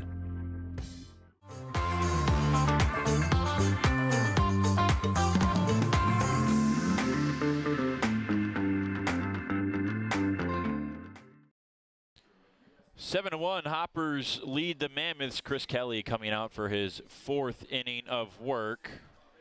And he has a huge lead now thanks to his offense. And he's been cooking on a 3 straight strikeout streak right now is Kelly. He gave up 2 base hits and a run to start the 3rd and followed it up by striking out Hacklin, Dixon, and Morris, the top of the order. So he'll face Liam Mills and Williams Nelson 4, 5, and 6 in the 4th. Yeah, he's been doing what manager Ryan Cocky has asked for him today. The limited number of pitchers they have available here today. We're playing 5 games in 7 days. We talked about that earlier in the game, and he needed him to go really deep into the game. 6, 7 innings of good baseball. He's been doing just that here so far, and his offense has backed him up with 7 runs. And I think, too, I mean, obviously Kelly's got 5 strikeouts total, no walks. The leash was already going to be long because it needed to be. But now with a 6-run lead, it's even more. He can give up. I mean, he gave up a run in the 3rd. He can give up a run or 2 here in the 4th or in the 5th and still stay out there as long as the pitch count doesn't become dangerous. It's at 46 right now. That's an absolute fantastic total through 3 innings. Yeah, but doing just that, not something to be alarmed about, but if he can do really well here, what he does, and he'll keep the pitch count low here if Acevedo can finish the play as he does. 1 pitch and 1 out as Liam's down. Yeah, always huge to retire a guy like Liam. Had a solid day, I mentioned, on Friday, and they've been doing really well keeping 1 through 4 in check. Just a 1 base hit by Morris. Go to the top 4 so far. So Mills a hard fly out to center field his first time up. Looks at a strike from Kelly. Chris Kelly, the leader on the Hoppers' entire pitching staff in fewest walks per 9 innings, came into today around 2.5, and if this pace keeps up, that number is going to go down. 0 free passes so far. He's been really well, been really disciplined, knowing what he wants to do and not get behind in counts, and looking to stay intact like he's been doing throughout the entire season.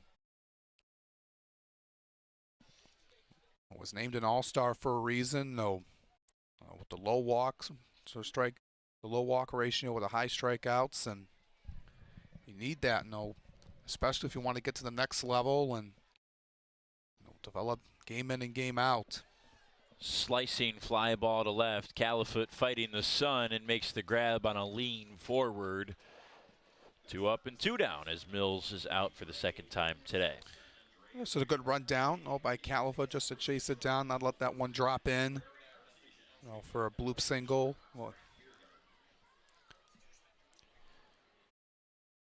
Williams Nelson getting set to dig in. The numbers do not look good. I should say not good. They don't look great for Williams Nelson early on, especially in the past weekend. He's had some well-placed balls, some good hits, and just unlucky in certain spots. He's swinging the bat well. Obviously plays perhaps the best defense in the league at second base. We've talked about it before, the minor league experience he has for a couple seasons with the Los Angeles Angels organization. May have been robbed of a home run on a foul ball call on Friday.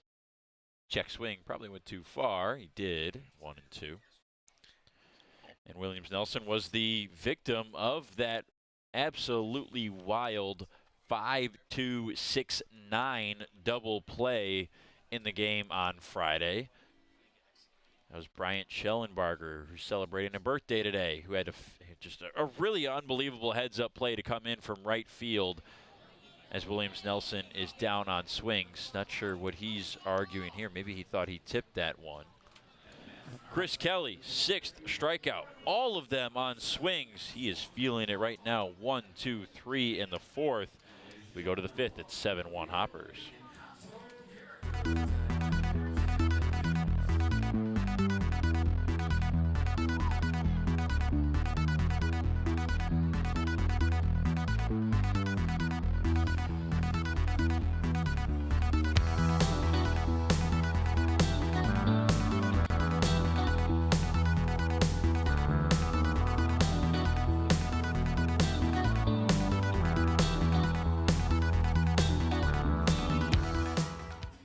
Bank. Yeah, it's a quirky name. But here's the thing. 5/3 equals 166.7%. So we put 166.7% into everything we do. Like automatically getting you your paycheck up to 2 days early. Giving you well-deserved extra time to avoid overdraft fees. And helping you borrow from your future self. This is banking a 5/3 better.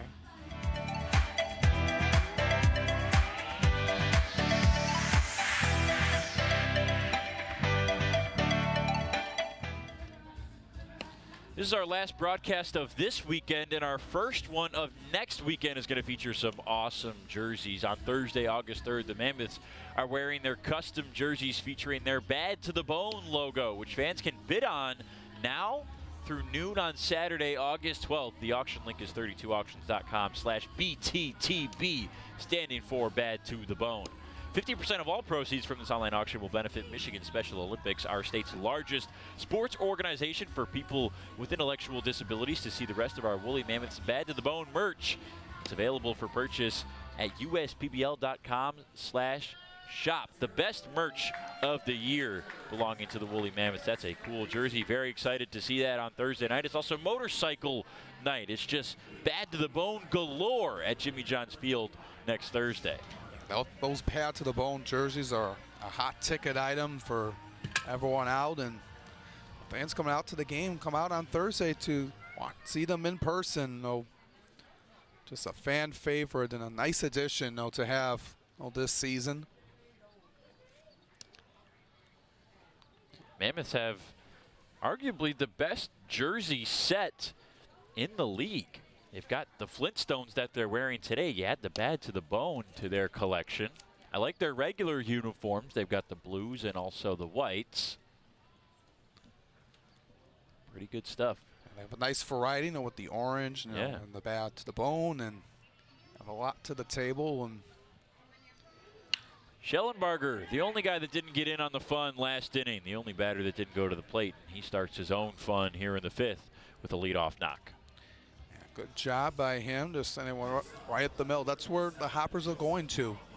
Just take it right up the middle on some of their at-bats because of that opening, like I've been mentioning. But Schellenbarger, celebrating his birthday today, gets a base hit.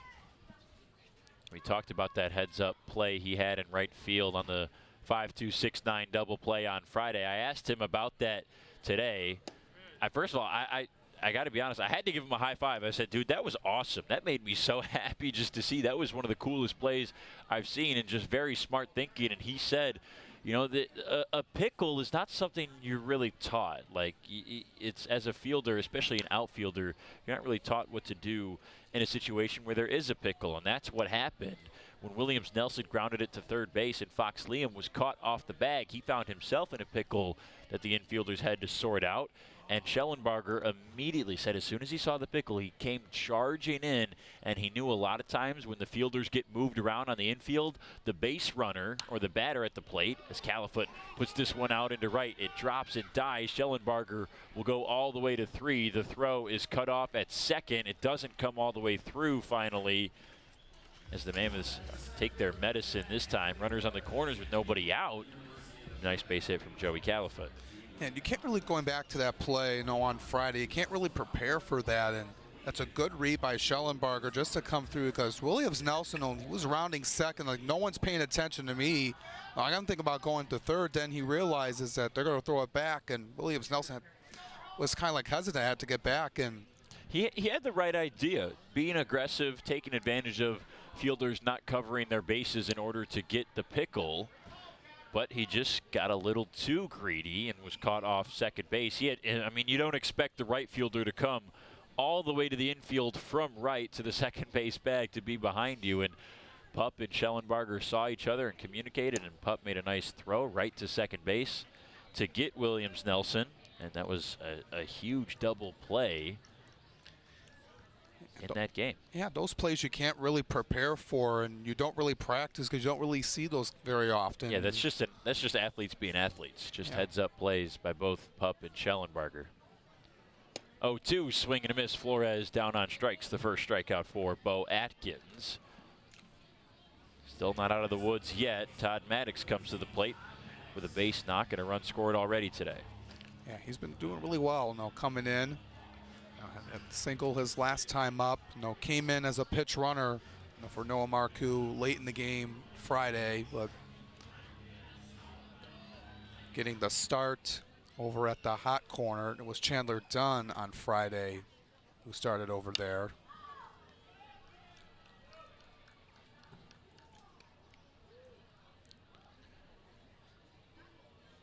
Todd was hit by a pitch earlier in the week before this weekend, which is why Dunn gave him the defensive day's rest and got the start on Friday.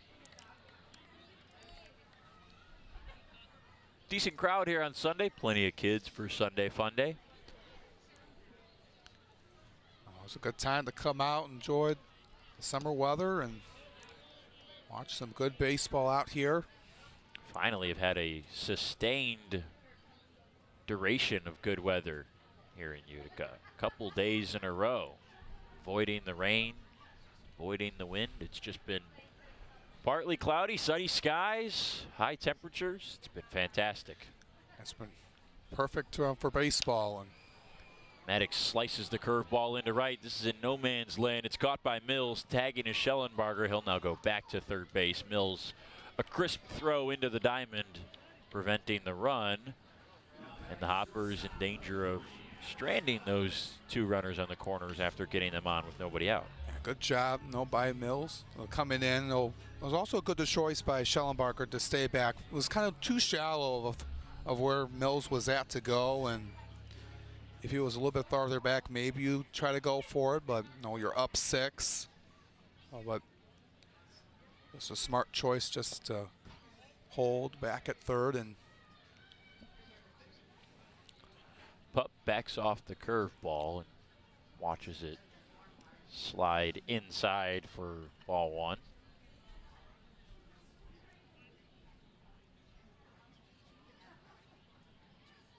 Atkins much better against righties this year than lefties.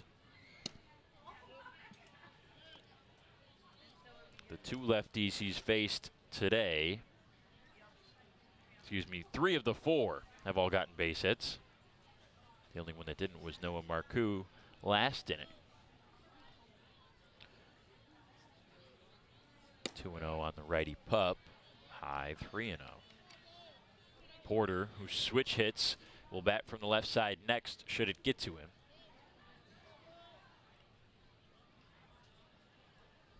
Pup really good at bats today. Walking a single that scored 2 runs last inning. And he takes strike 1. On a day that the Hoppers needed this from Alex, he's delivered. yeah, he's been coming through, and trying to build off. A little bit of a slow season for him, like we mentioned, only batting 179, but he's done his job here today, and like Glenn mentioned, and he starts heating up, at the right time. Be a very crucial bat, heading into the final stretch and then the playoffs, in a month or so. He's been a veteran on this team, been around for a few seasons.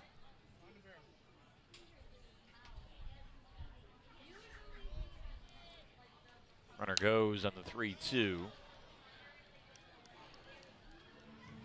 Had to take a crack at that one.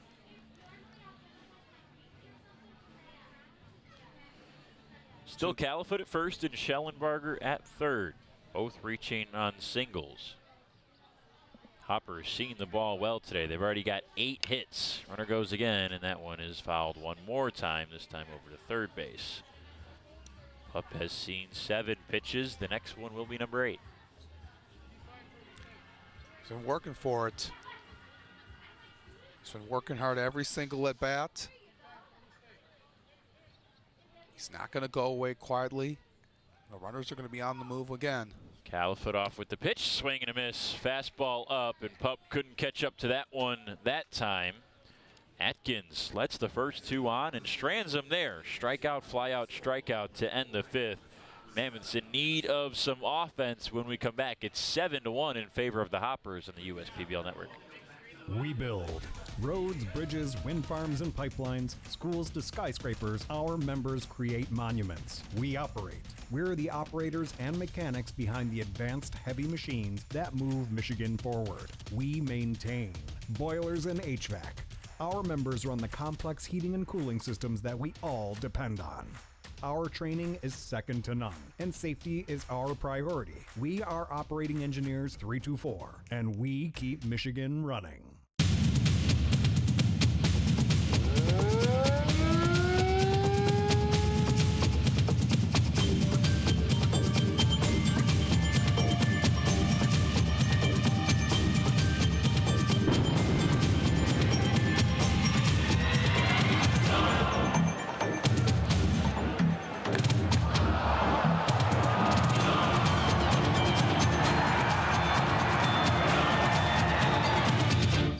call me Prospects.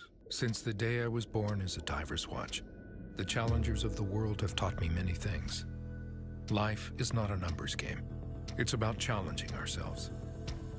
No matter what happens, just follow your heart. These pioneers drive our generation forward, not by setting records, but by never giving up. Keep going forward. Prospects. Available at Lucido Fine Jewelry.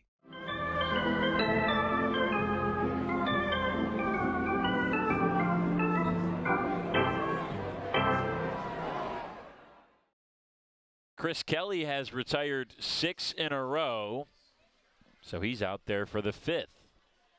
Facing 7, 8, and 9, Garbasic, Beadle, and Seltzer. Only 3 base hits given up for Kelly today. One of them came around to score. That was Zach Beadle in the 3rd, and that is it. Been a really good day for Kelly on the mound.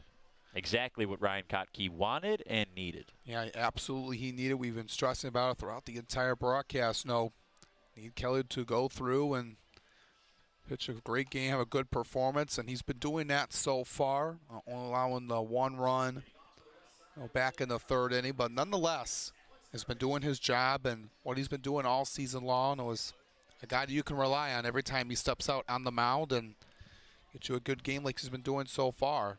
And what the Hoppers have done today that the Mammoths haven't is been able to string base hits and on-base appearances together, walks with base hits and fielder's choices. The Mammoths just have not done that. The 2 base hits they strung together resulted in a run. Garbasic flew out his first time up. That was what feels like a long time ago, back in the 2nd inning. Been a while since he's been to the plate. It's now 1-1. The Hoppers haven't really been good at stringing base hits together this year. So this has to feel good if you're Ryan Kottke in that dugout to see his team put together a performance like this. And with a lineup like the Mammoths, and the Hoppers know all too well, you can't count them out. We talked about the 3-run rally in the 9th inning on Friday with 2 outs. 6 runs with still 5 innings left to bat for the Mammoths. Plenty of time. Yeah, you can start chipping away at it right now, get some guys on. If you're able to get 2 on here with maybe an out and just get it back to the top of the order, and then you can start cooking. And then once you get a low going here, get a couple of runs in, and got yourself back in the ball game. Full count to Garbasic.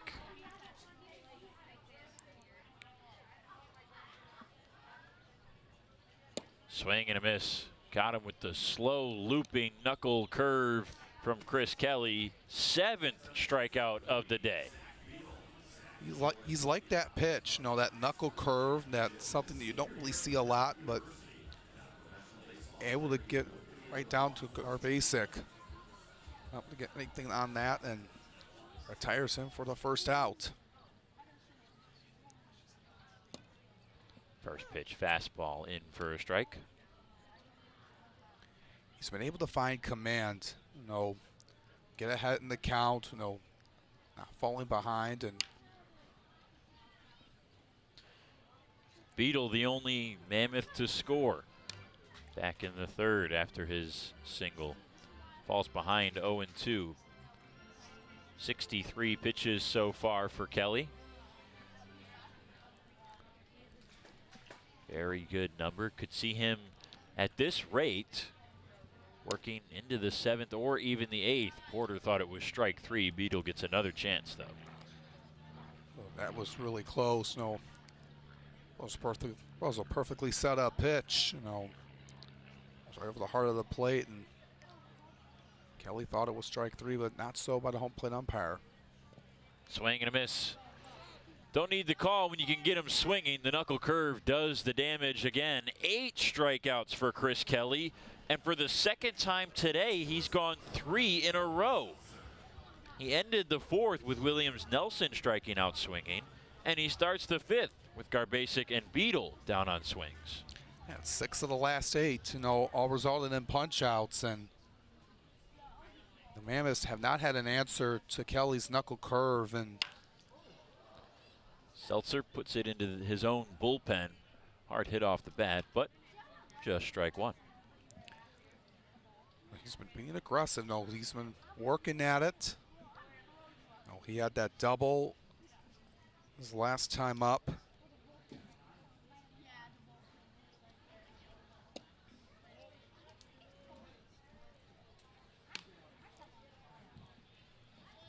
He's been working at it a lot, and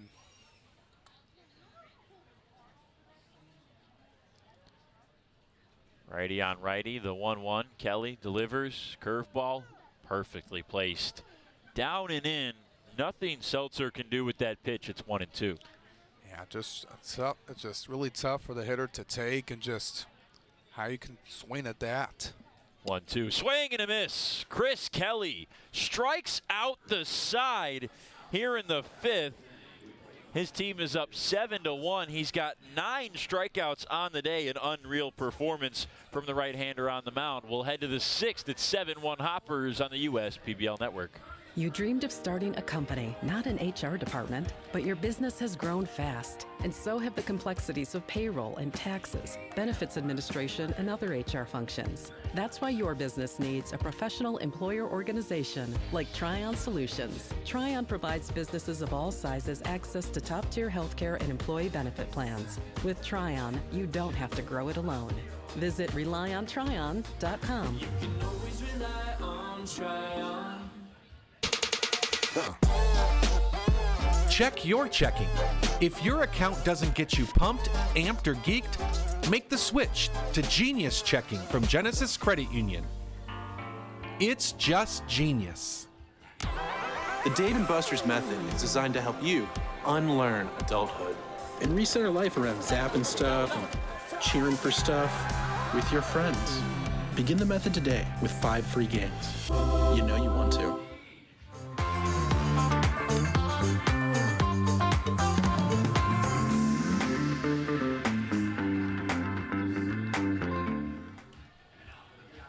Bo Atkins will stay out there in the 6th.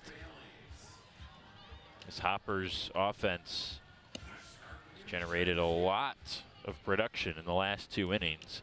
It's a total of 3 runs on 6 hits in just the 4th and 5th innings alone. Not to mention the grand slam from Joe Burke in the 3rd. Puts us where we are now, 7-1.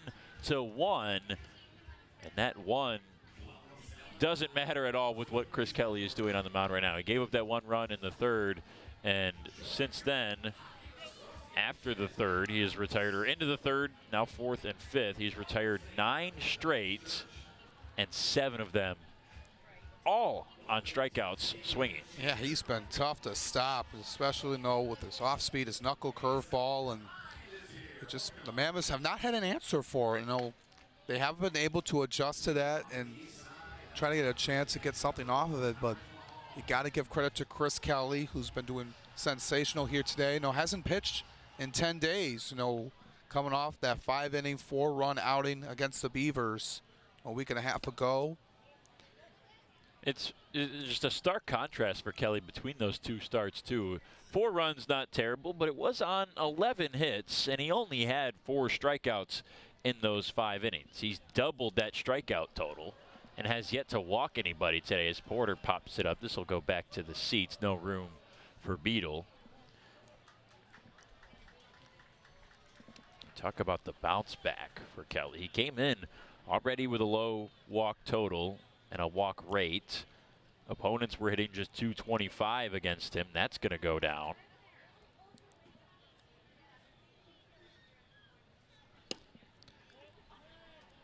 He was better against righties than lefties, and the lefties today are 0 for the Mammoths, including 2 strikeouts. The 2-1 to Porter batting from the left side, the switch hitter, 2-2. Porter's reached twice, 1 on a fielder's choice in the 3rd, came around to score, and then had an RBI single in the 4th.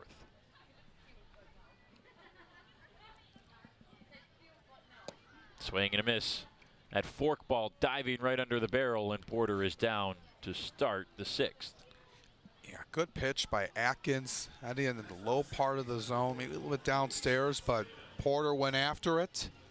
And It was a drop third strike, so you saw Beto have to throw it over to complete the out, but yeah, good start to this inning by Atkins. He's looking for a quick inning here. They haven't had a 1-2-3 inning since the second.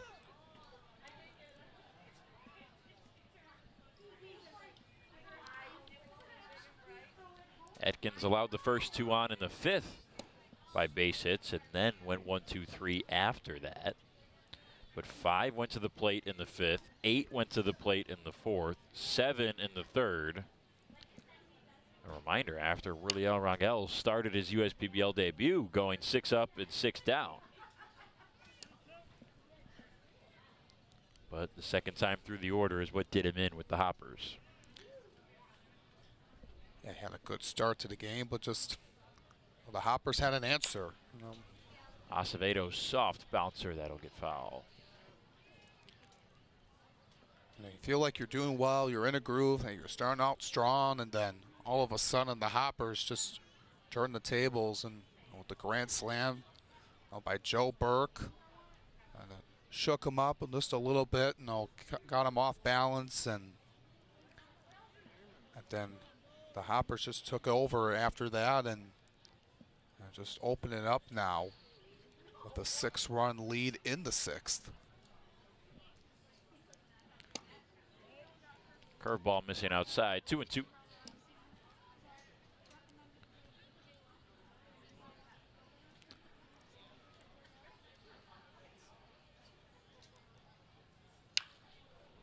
Acevedo ropes it, but foul.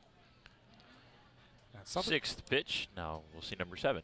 Yeah, 7th pitch coming up. Yeah, but the thing that I was looking at for the Mammoths here, how would they respond, after giving all that effort in the bottom of the 9th on Friday and coming into today, losing, in the sudden death. And Seltzer charges, fields, fires. Good scoop by Morris at first base.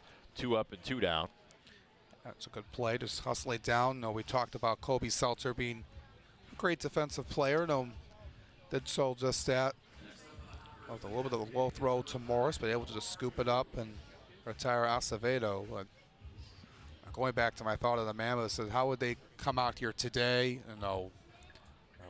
Making that rally in the 9th, and then going back out on offense in the extra inning and couldn't get a run in, and snapping their 6-game winning streak. And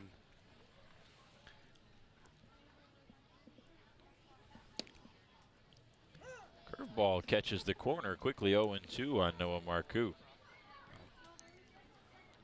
Well, the Hoppers have just brought that momentum into today. Marcoux spits on the fork ball, so it's 1 ball and 2 strikes. Noah hit that home run on Friday, 400 feet nearly, at 104 miles per hour off the bat to the top of the hill beyond the fence in right. 1-2, he takes inside. Yeah, he just towered that ball. Just absolutely crushed it. Off of Nathan Witt, who was the starter for the Mammoths on Friday. What was impressive to me about that is Nathan Witt he'll step out there and throw 95, 96, 97. And in talking to some guys, you can time the fastball up. You can time anybody's fastball up, but some of them are harder to hit than others.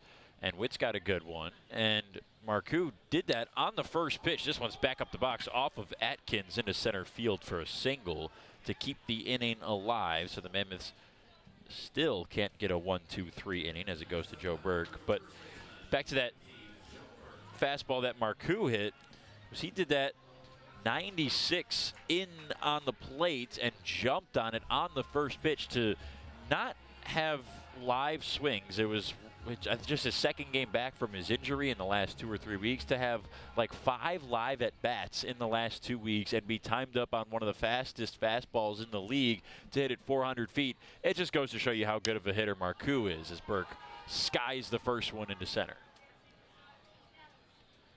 Dixon's nared, but it gets by. Lost it in the sun. Marcoux trots over to third.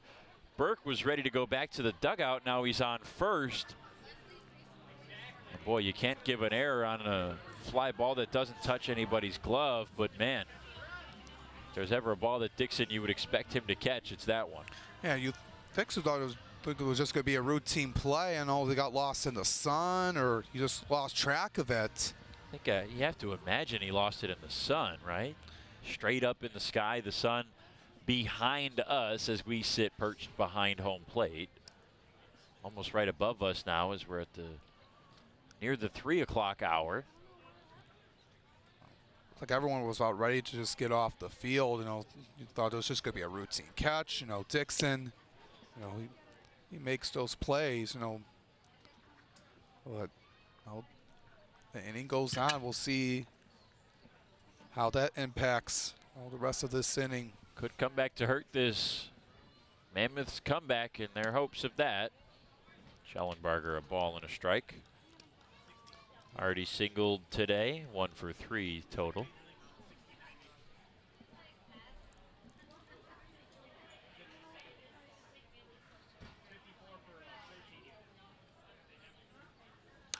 One hard on the ground foul.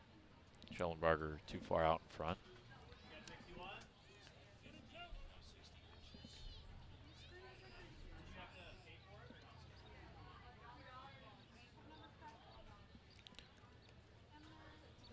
Chance to add more for the Hoppers. 1-2. Skips in. Good block by Beadle to prevent the runners from advancing. Yeah,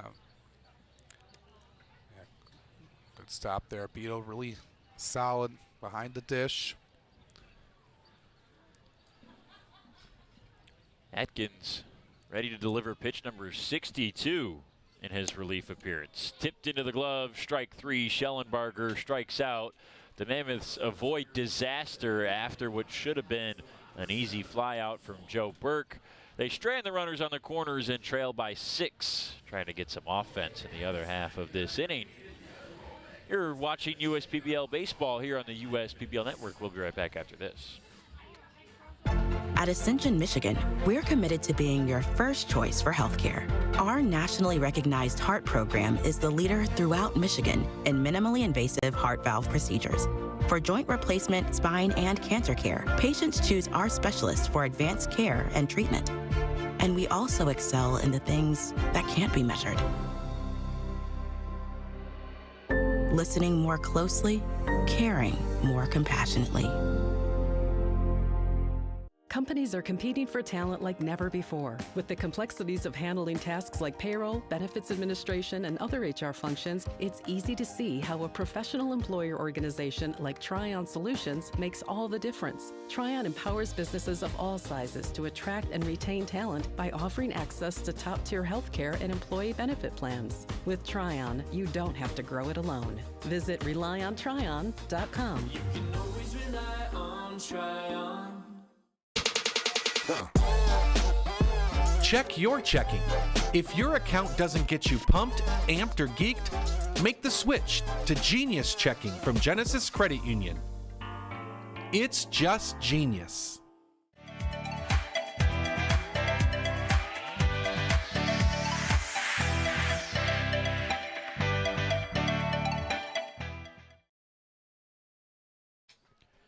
Nine strikeouts today for Chris Kelly. He's only surrendered 3 hits and 1 run.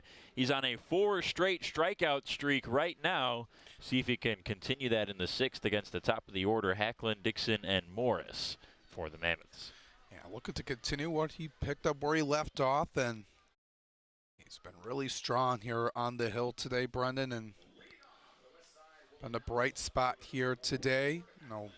His offense has backed him up. We had the grand slam by Burke and everyone else contributing throughout the lineup for the Hoppers, but Kelly's been keeping it where it is, allowing 3 hits and that 1 run back in the 3rd on that wild pitch. So nonetheless, has been really good throughout. First pitch to Hacklin, swings over the changeup. Hacklin today 0 for 2, ground out to 3rd and a strikeout. One of the strikeout victims back in the 3rd.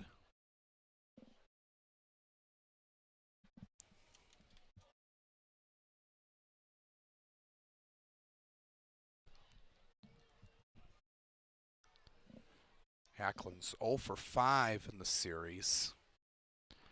0 for 2 with a strikeout today. This is the third time he goes to the plate and he looks at ball 1.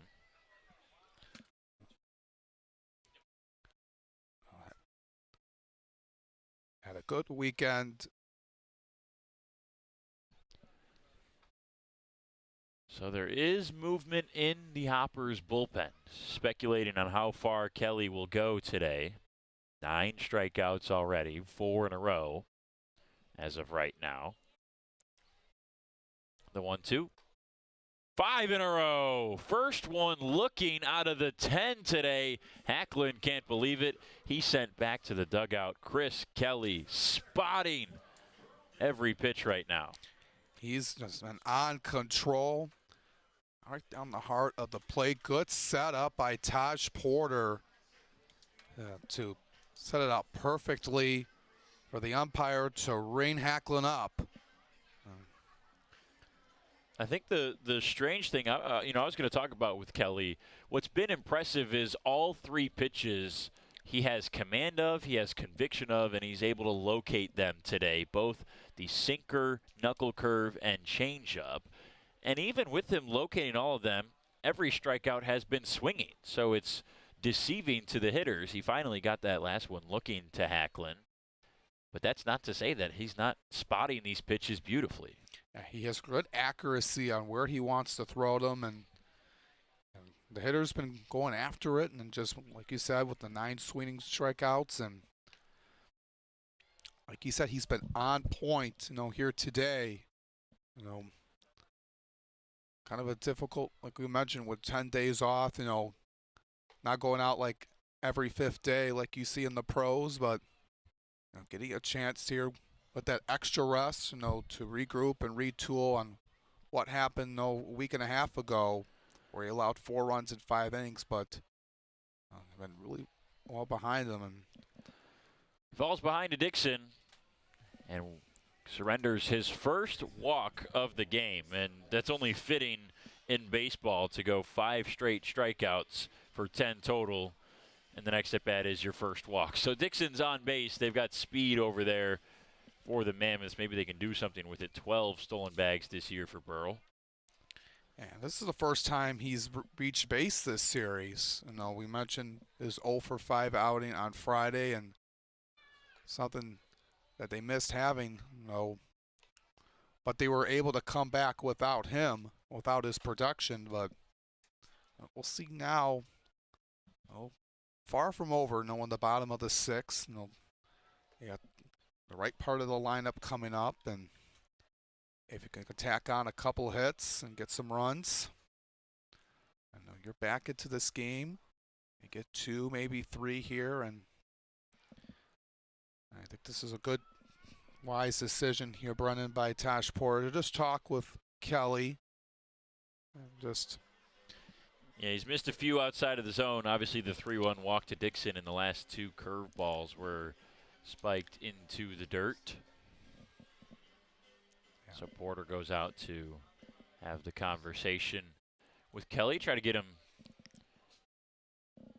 back in line.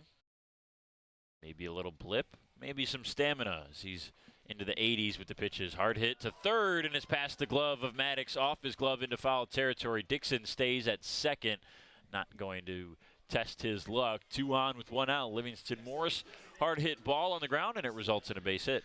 Yeah, it was a good play though. But even if he was able to scoop it up, it would have been a difficult throw over to first base of where he was standing at deep in that corner of the infield, but would have been tough to get Dixon out with his speed at second, so you would have had to throw it over the first. But nonetheless, you keep Dixon out at second. He doesn't advance over on that play. So, but the Mammoths, on their side, got 2 runners on and only 1 out. Dangerous hitter to bring those 2 runners home, Fox Liam. 2 for a hit. 0 for 2 today. Takes inside with the fastball, 1-0. The wind aiding Liam here, out to right field for the lefty. It's picking up a little bit. The flags were just still, at the beginning of the game.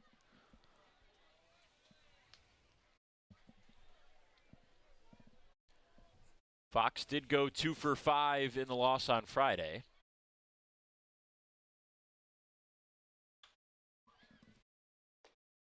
Check swing. Appeal? No, he didn't. 3-0. That's a huge check swing there to pull that bat back. Now 3-0 instead of 2-1. Drastically different scenario for Chris Kelly, who has all of a sudden lost the strike zone. Dixon with a big lead. The 3-0 pitch skips by. That's ball 4. The runners aren't going to try to come home. That'll load the bases with 1 out for Patrick Mills. Yeah, 10 out of the last 11 or 12 pitches that have missed a strike zone, and now with the bases loaded, and you bring up Patrick Mills to the plate. No, 0 for 2 on the day, but still really talented. Coming in, this is just his 3rd game in his USPBL career. He went 1 for 5 on Friday night. So Mike Rice, the assistant manager for the Hoppers, is out to talk it over. With it being Rice, I think Kelly's day is not done yet. Could get an easy double play here and get out of the inning unscathed. I think they're going to take the risk. Couldn't see who that was in the bullpen for the Hoppers, but there's a catcher down there now, so whoever it is, they are getting warm. Yeah, just got to be ready, in case this gets out of hand, and you're looking through either a double play ball. If you're Kelly, see how the infield is. You would expect in kind of these situations they would be fully in, but infield at double play depth. 1 ball and no strikes to Mills. So it's Dixon at Dixon at 3rd, Morris at 2nd, and Liam at 1st. The 2, 3, and 4 have all reached. Looking at who the Hoppers have available out of the pen, it's a short list. James Cole threw 4 innings in the start on Thursday against the Unicorns. Brett Irwin threw 3 innings. Danny Sullivan and Luke Drummond each threw. Luke Drummond threw the next day on Friday, as we mentioned, getting 7 strikeouts in his 9 recorded outs to get the save for the Hoppers after giving up those 3 runs in the 9th. You look at who threw on Friday.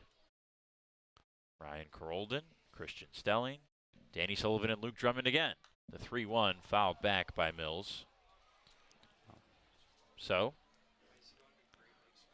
not sure who it's going to be. Delmas Russ is on the IR right now for the Hoppers, so he's unavailable.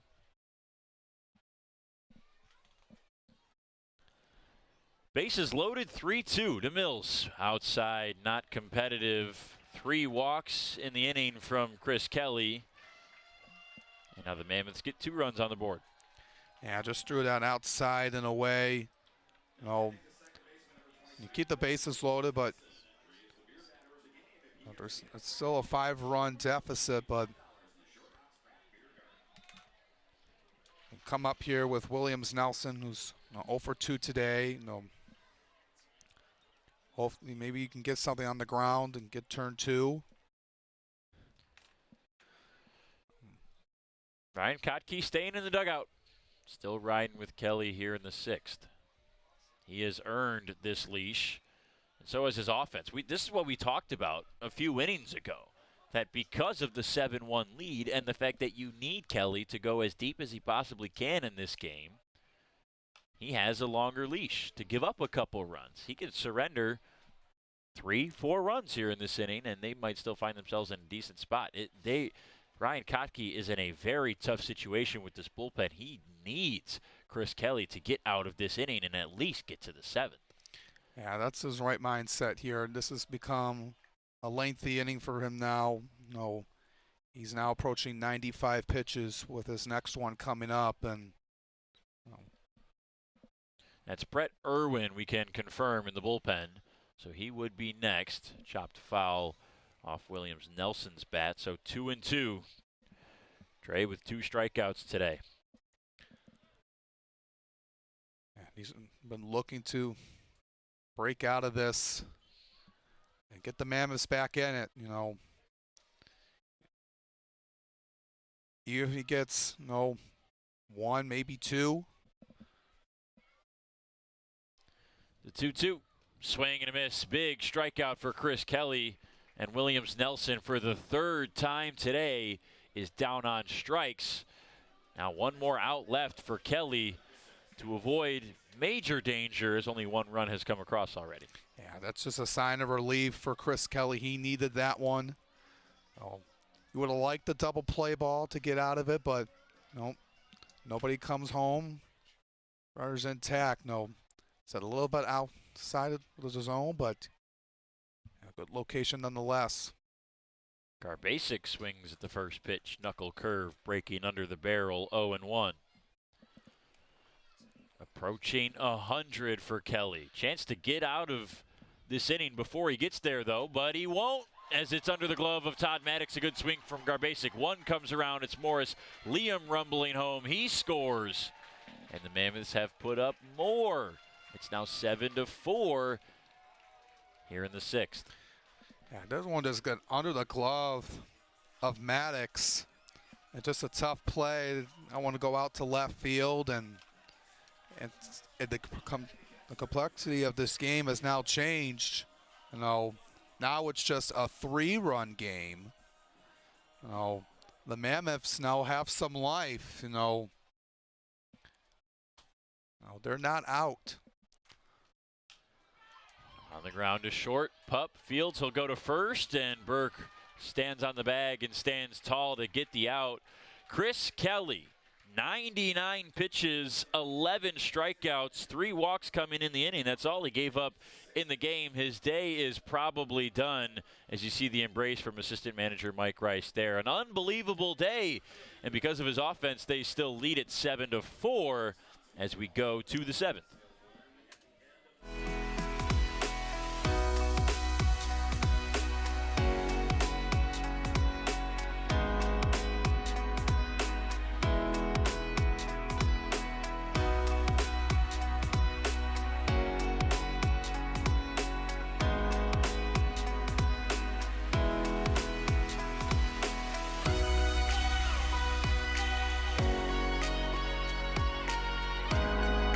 Throughout your life, from big moments to ones well-earned, we're your financial guardian angel. Alliance Catholic Credit Union.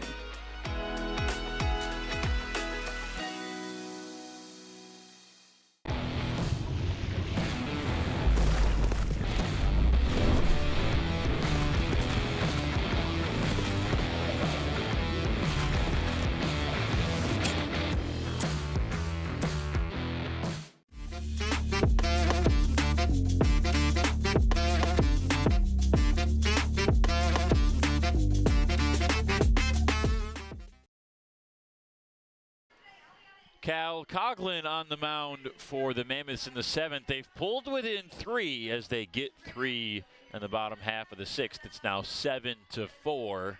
Likely Chris Kelly's day is done. We'll see what happens in the next half inning. We know Bo Atkins' day is done. He came on in relief in the 4th of Worliel Rangel and went 2 1/3 innings, surrendered a couple hits, but no runs. And now it's Cal Coughlin in the 7th. Atkins did his job. Now Coughlin will come on in. He pitched on Friday, an inning and a third, 2 hits, did allow 2 earned runs, 3 strikeouts, 2 walks on 8 batters face. Coming in with the ERA a little bit high, over 4. He's making his 5th appearance on the season. 11 strikeouts, 3 walks. And coming from TCU from the Big 12, the 6'1", 225 right-hander out of Lake Forest, Illinois. Coughlin on the year, just 5 innings so far. Hasn't boosted that total yet. Actually with 6 with the innings you add on Friday. New to the league. He's got a sinker, slider, changeup, 4-seamer, and a split changeup as well. Califoot fouls the 1-0 back. It's Joey and then Flores and then Todd Maddox after that in the 7th. This is interesting to see what the Hoppers can do here now. Now that the Mammoths have made things interesting. They're back in the game. No, that lead is not as comfortable as it was a little bit ago. You felt like you were in a groove. You felt like you were good. But the Mammoths aren't going away quietly. The 1-2. Slider that Califoot keeps alive. Coughlin hasn't faced too many lefties, but the first few that have faced him have tagged him. Righty's hitting just 167 against this righty reliever. Swing and a miss. Gets Califoot on strikes. And the first out. You get to get that one through to start on the right foot.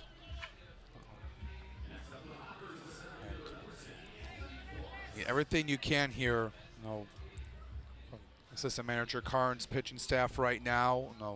The offense has gotten the back into the game. You just want the pitching to stay up where it was. It was a little bit rocky early on, especially in that 3rd and 4th inning. Curveball backed up a little bit on Flores. Stays out of the way. 1 ball, no strikes. Hoppers haven't had a run since the 4th. They've had a couple of hits. But all 7 runs coming in the 3rd and 4th innings. Flores, one of those runs back in the 4th. He's 1 for 3 today. To go along with that single, he's got a pair of strikeouts. 1-1, hard hit, but foul.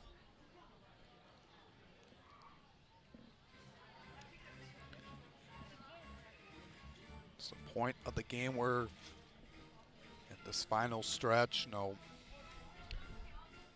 see how both teams adjust here. The Hoppers can build on this lead back, gain some more insurance. The 1-2 is tipped back, fastball up. They know that no lead is safe. Doesn't matter how big it is.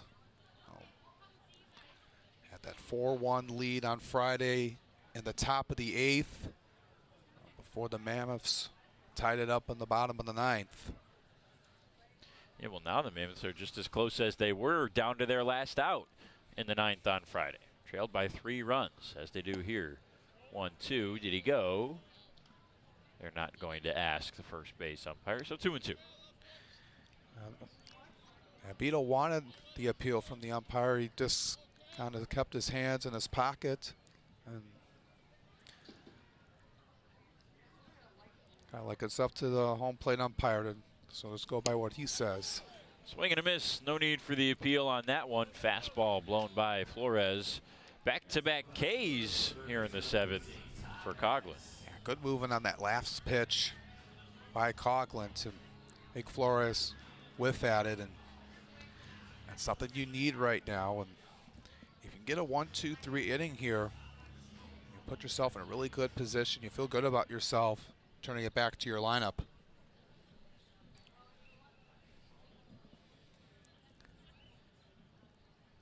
Todd Maddox is 1 for 3 with a single and a run in the 4th. Talked about it earlier, been impressed with the swings from Maddox this season. Seems to always give a good at-bat. He's not an easy out in the middle and back half of this Hoppers lineup. Coming in with the bottom of the order, they want to be able to be impactful as well. And he gets plunked. Curveball backed up a couple times, and this time it backs up too much.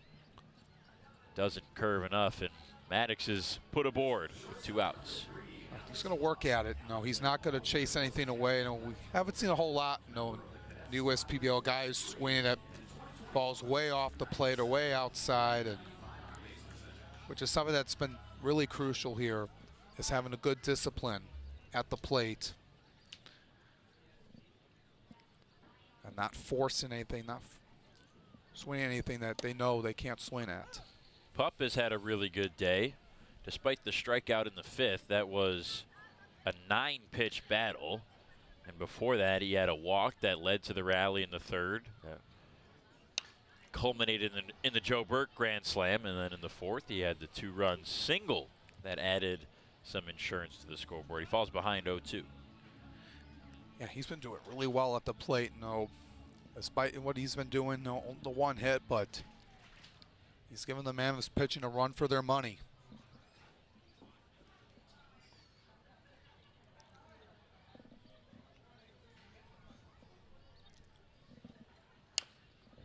Stays alive here.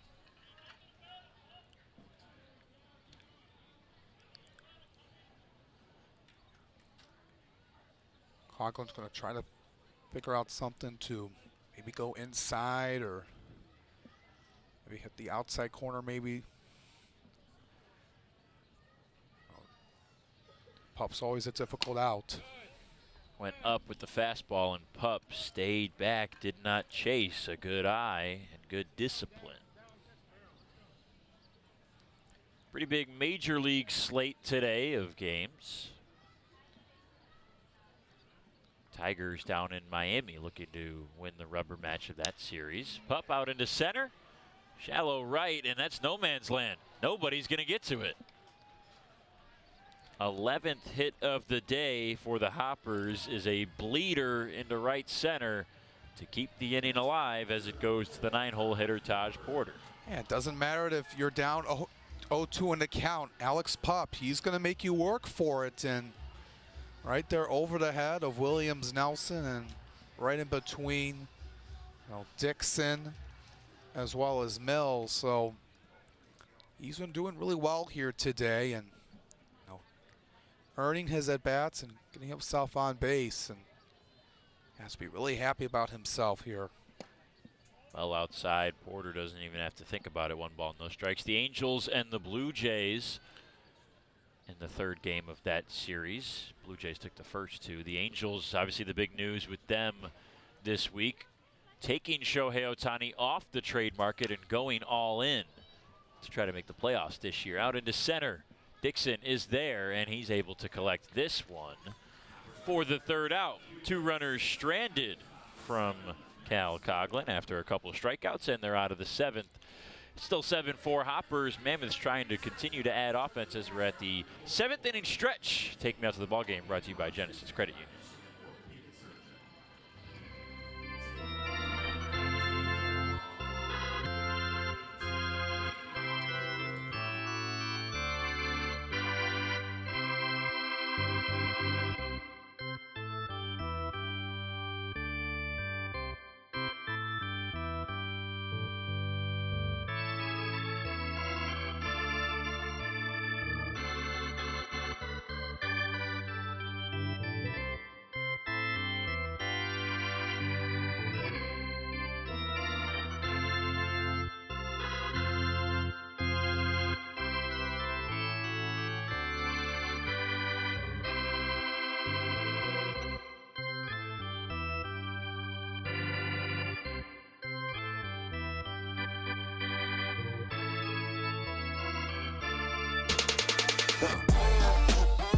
Check your checking. If your account doesn't get you pumped, amped, or geeked, make the switch to Genius Checking from Genesis Credit Union. It's just genius.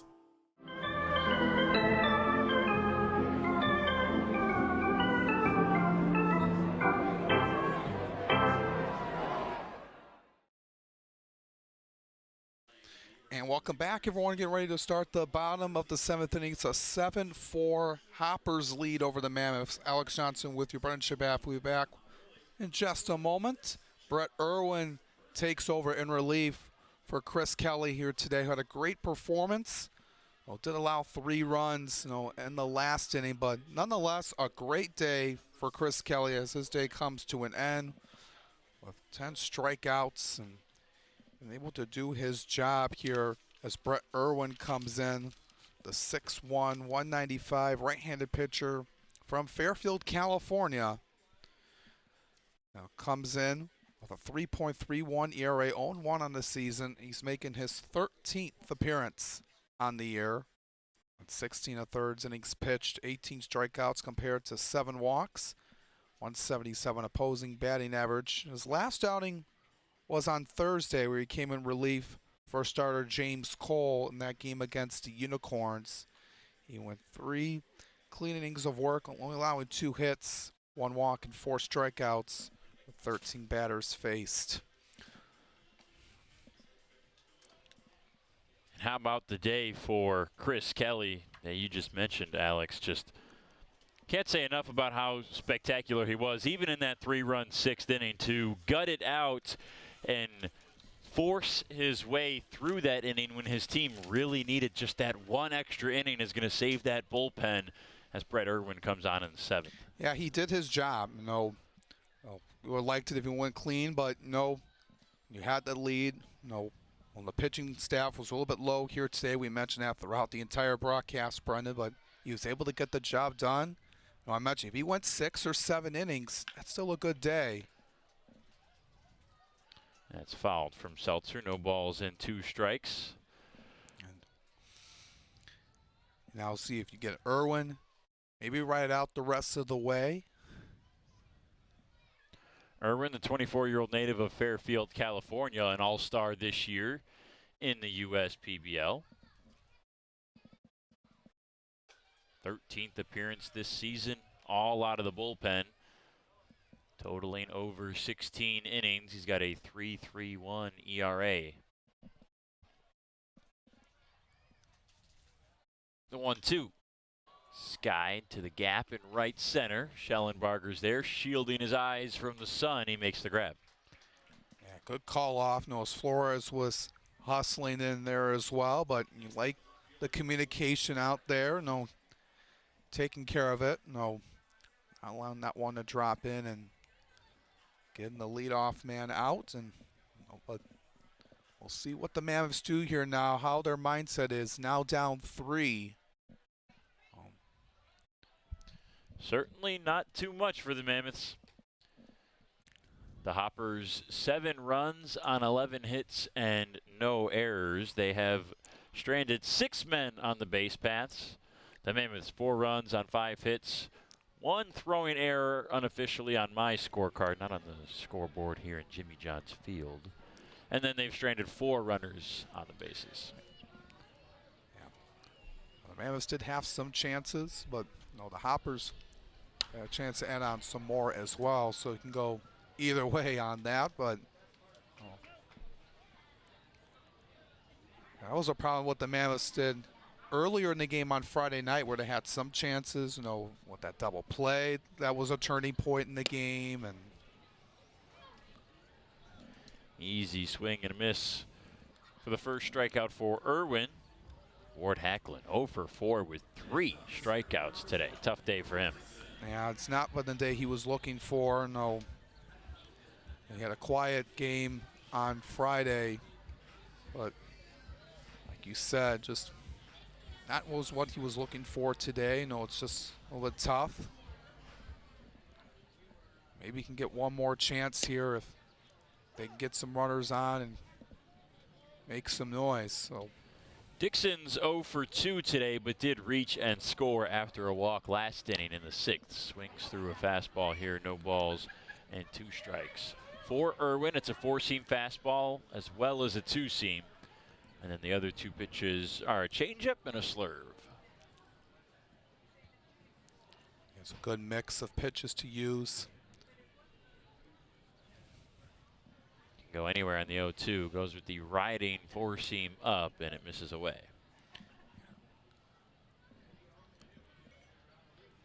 Just trying to be quick here on the mound. Into his delivery. Dixon not biting. Not a guy you're going to get to bite too many times. 22 walks this year, leads the Mammoths. 2-2. Swing and a miss. Got him on the curveball. Porter's got to throw down quickly. Dixon with speed, and he threw it high. Pulled Burke off the bag. He'll be safe. That's huge. Keeps the inning alive. You know, that drop third strike, and thought he maybe had a little bit more time. No, Dixon is fast, but he's still able to reach base to keep going. Porter just forced Burke to jump high for it, and I think he knew Dixon had the speed, and Porter might have just rushed the throw a little bit. That's over the head of Morris. Dixon coasts to second now on the wild pitch, and falling apart a little bit with 2 outs here in the 7th. Just, you got the first 2 retired pretty easily. With the fly out to right for Seltzer, then striking out Hacklin, and you think you're out of the inning after striking out Dixon, but no. Morris wants that one back after tipping it into the glove, but he's had a couple of those big rips here today. We're still waiting for the big rip for Livingston Morris. Still 0 home runs, if you don't count however many he put up in his home run derby winning performance about 3 or 4 days after joining the league. Still yet to do one in live action. 1 and 2. They could use one here. Strike 3 called. Outside edge, fastball burned him. Brett Irwin strikes out 3, but only 2 of them will count as Dixon made it on the drop third strike. It's still 7-4 as we go to the 8th. Hoppers with the advantage. You're watching Mammoths and Hoppers on the home for the USPBL. What are the odds that we're neighbors, where you've known each other our whole lives, and both tear the exact same things in this exact same knee? So an ACL tear is an injury to the main stabilizing structure of the knee.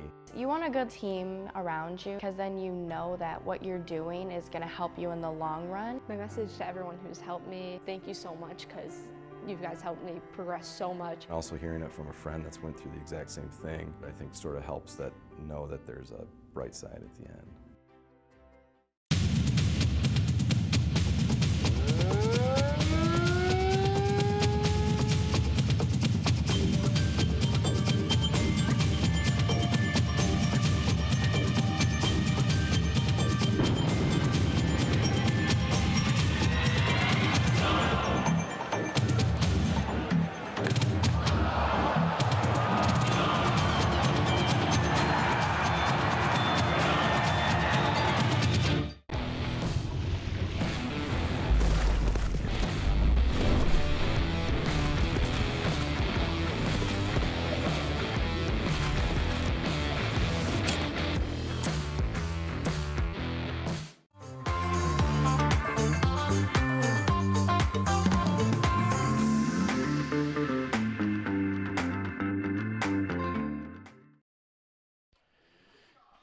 Inning. 7-4, Hoppers lead the Mammoths here on our Sunday afternoon finale of this weekend's action on the USPBL network. Next broadcast Thursday, August 3rd. The summer's just flying by. And absolutely. Where'd it go? Yeah, it's just crazy. After July 4th, it just zooms off, and it's just. We're a little over, when you put it like this, it's really even crazier. We're a little over a month away from championship weekend. September 7, 8, and 9 is the playoffs here in the USPBL. We're a week away from a month away. Yeah, I know. Unreal. It's just coming through, and then you got the regular season finale on September 1st, and then, like you mentioned, the championship weekend. Seeing a lot more football news as the fall rolls around, both NFL and college. A lot of stuff coming out in the last couple of days. There's football news is 24/7, 365, yeah. But it really ramps up once we hit August 1st, which is obviously right around the corner. There's the Hall of Fame game coming up to start the preseason. Yep. The Jets and the Browns in Canton, Ohio, and then Lions will be starting back up, and. Boy, is there some excitement around that Lions season here locally, at least in Metro Detroit.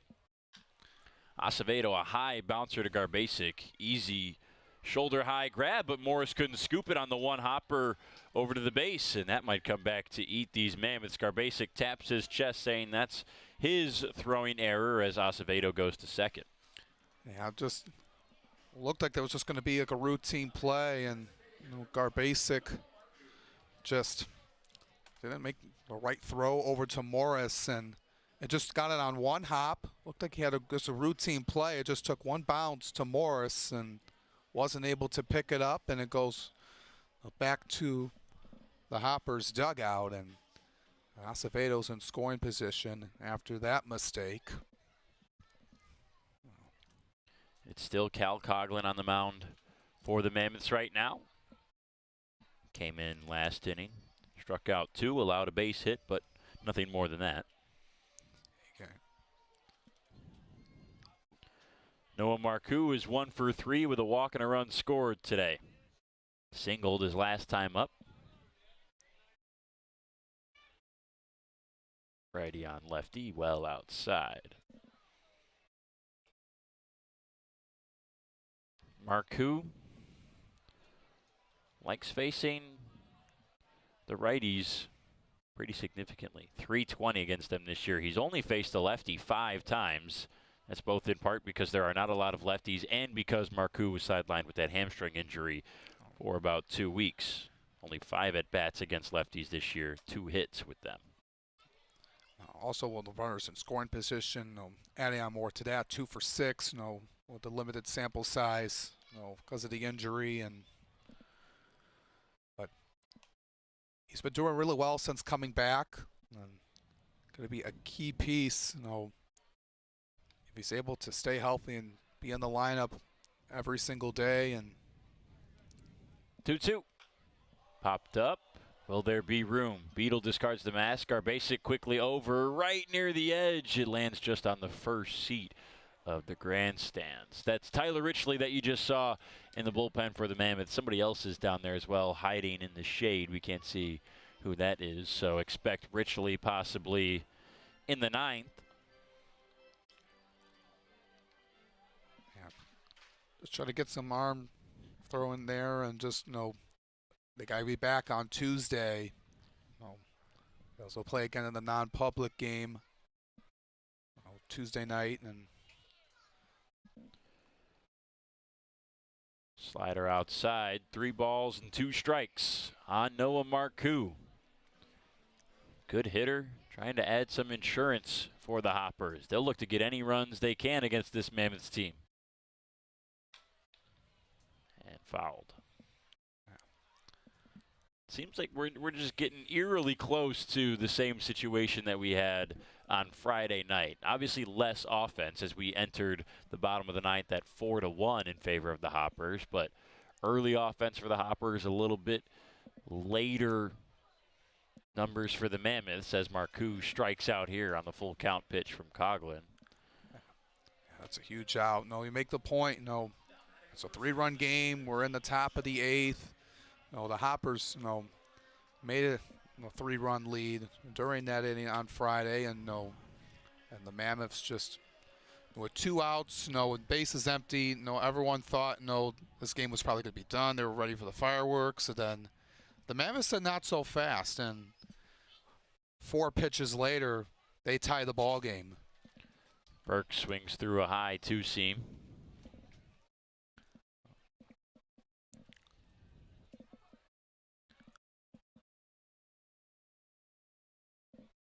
Burke started off the offense with that grand slam in the 3rd. Behind 0-1, make it 0-2. Yeah. Went upstairs in the strike zone.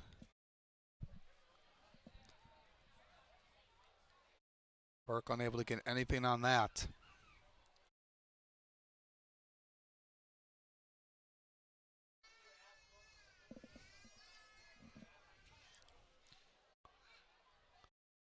Now off speed in the dirt. Coughlin with a throwaway pitch. Burke not biting. And a good play there by Beetle to keep Acevedo over at second.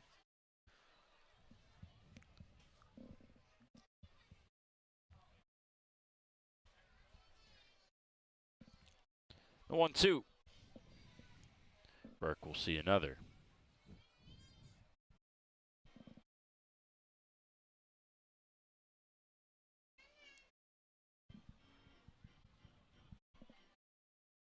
Starting to get a little bit more wind as you see the pennants over out on the left, over by the Chevrolet Pavilion. That slider drops below the zone, now even at 2 balls and 2 strikes.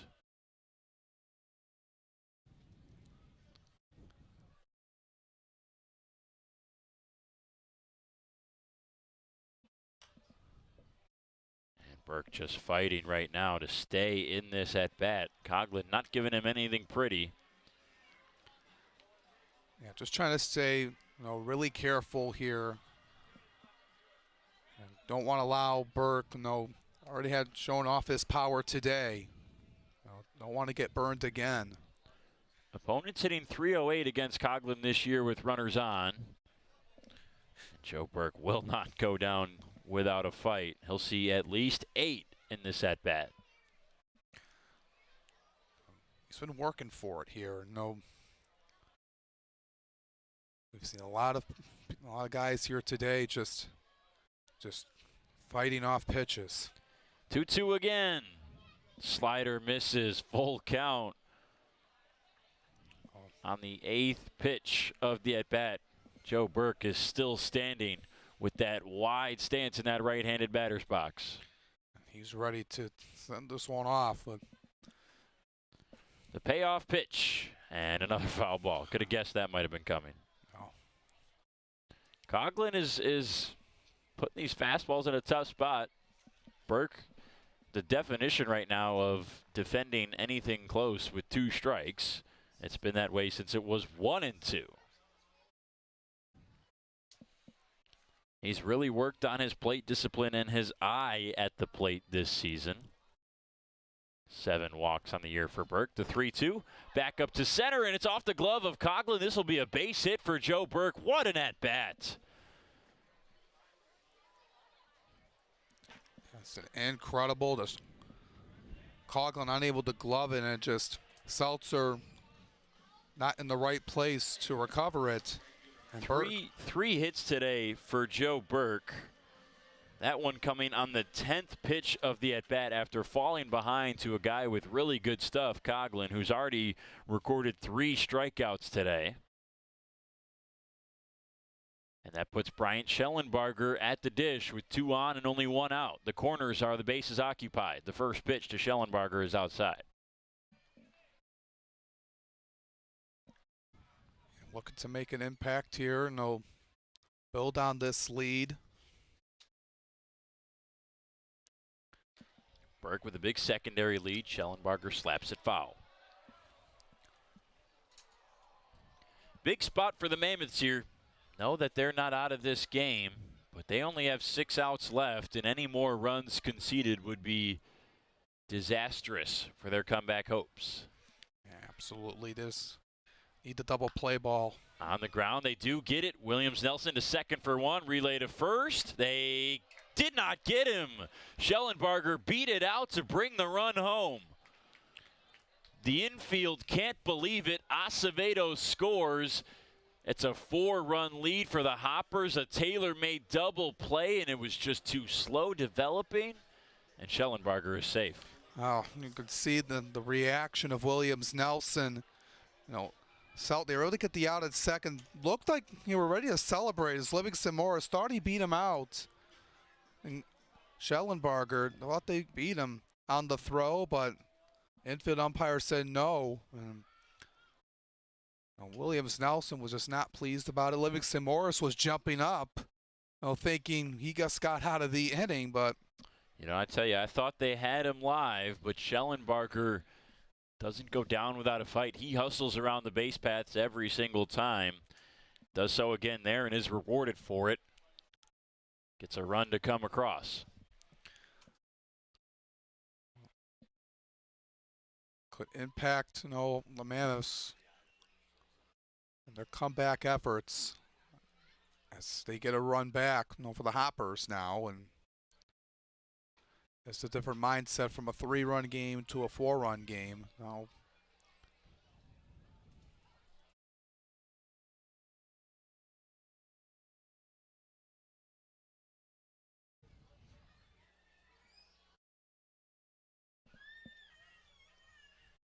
The 2-0. Fouled away. Califoot today 1 for 4. Does have a single to right. And that was back in the 5th. There's a couple of ground ball outs and a strikeout today. And he looks at a slider for a strike, 2-2. That's a perfectly set up pitch. Beautifully placed. Califoot just froze on that one.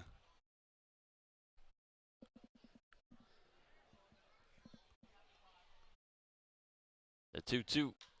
Out into center. Dixon charging. Won't get there in time as it falls a couple feet in front of him. That's the 13th hit today for the Hoppers. The offense blossoming here on a Sunday. And it looked like Dixon was just a little bit too deep.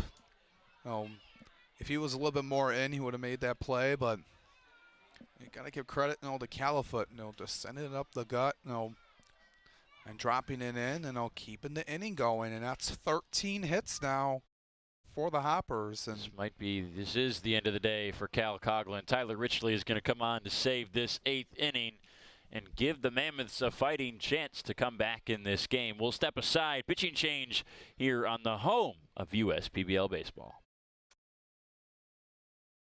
You hear about the promo that Jimmy's John's got going on? 5 off 20? How they pulling it off? Magic? You got David's Copperfields in there?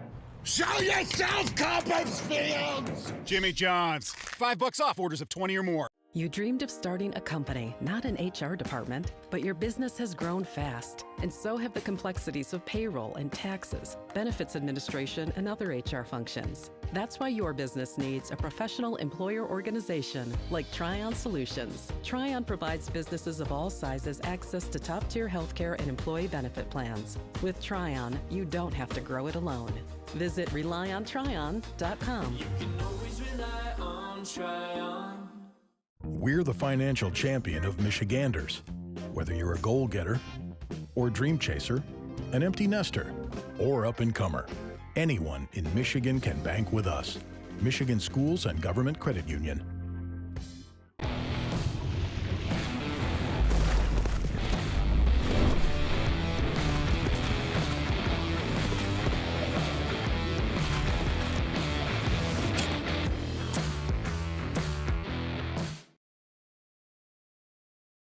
So now it'll be Tyler Richley taking over for Cal Coughlin, who goes an inning and 2/3, but couldn't quite get out of the 8th. Started off with Acevedo reaching on an error. Burke singled. Schellenbarger reached on a fielder's choice. Califoot singled. That leaves us here with Anthony Flores going against Tyler Richley. Richley, he's coming off on Friday night. He came in the 9th. One inning, pitched the 9th and allowed 1 hit. Did get 2 punch outs in that. Looking at it for him, Brendan, he is now making his 13th appearance on the season. The 6'2", 220 right-hander from Durango, Colorado, and a graduate of Ball State University from the MAC. Richley, a 3.86 ERA in 18 2/3 innings this year, nearly all of them in relief. He did make a spot start earlier in the season. Second best, strike thrower on the Mammoths. 25 Ks on the year, 14 walks. Opponents hitting .264 against the righty.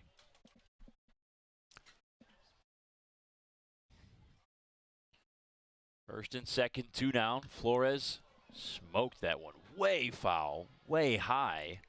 It was well out in front. You want him more on that one. 6 for 27 with runners in scoring position for Flores. And with 2 outs, 265 hitter in that department, 9 of 34 to be exact. Sweeper for a strike. It's a 4-seam fastball, cutter, curveball, sweeper, changeup for Richley. The sweeper and the curveball obviously similar looking and similar acting, with the curveball more straight down, the sweeper more right to left. 1-2, swing and a miss. Had him out in front of the breaking ball. Mammoths do get out of the inning. One run comes across. Acevedo, after reaching on the throwing error from Garbasic, extends the Hoppers' lead an extra run. It's 8-4. Mammoths batting when we come back in the 8th inning on the USPBL Network. Make your move with a quick and easy mortgage from Genesis Credit Union. We have mortgages to fit your life. Genesis Credit Union. Visit us today. Slide into a new home. Work with a local mortgage pro who works for you. Get a cheaper, faster, easier home loan. Find a mortgage broker near you today at findamortgagebroker.com. We build roads, bridges, wind farms and pipelines, schools to skyscrapers. Our members create monuments. We operate. We're the operators and mechanics behind the advanced heavy machines that move Michigan forward. We maintain boilers and HVAC. Our members run the complex heating and cooling systems that we all depend on. Our training is second to none, and safety is our priority. We are Operating Engineers 324, and we keep Michigan running. We're for people, the pioneers, the underdogs, the players, and the slow and steadies. We're for people, for who they are and who they could become. Yes, we're a bank, and some say our business is all about money, but that's an old idea. Because look past the money, and you'll see real human lives. We see it, because we're for people. Huntington, welcome.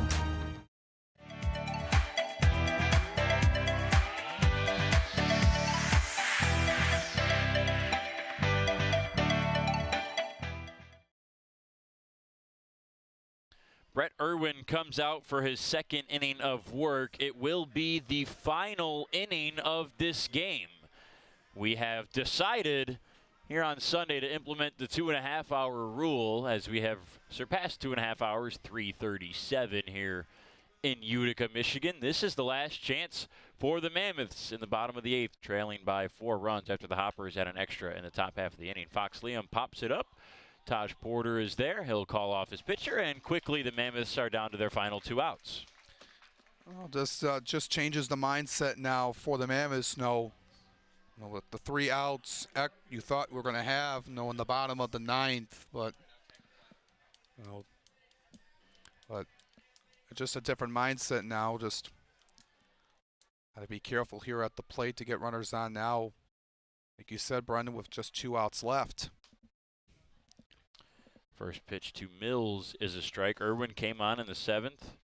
Recorded what should have been 4 outs. Mills, it's a hard liner into right for the first base knock of the inning, as the Mammoths will try to rally.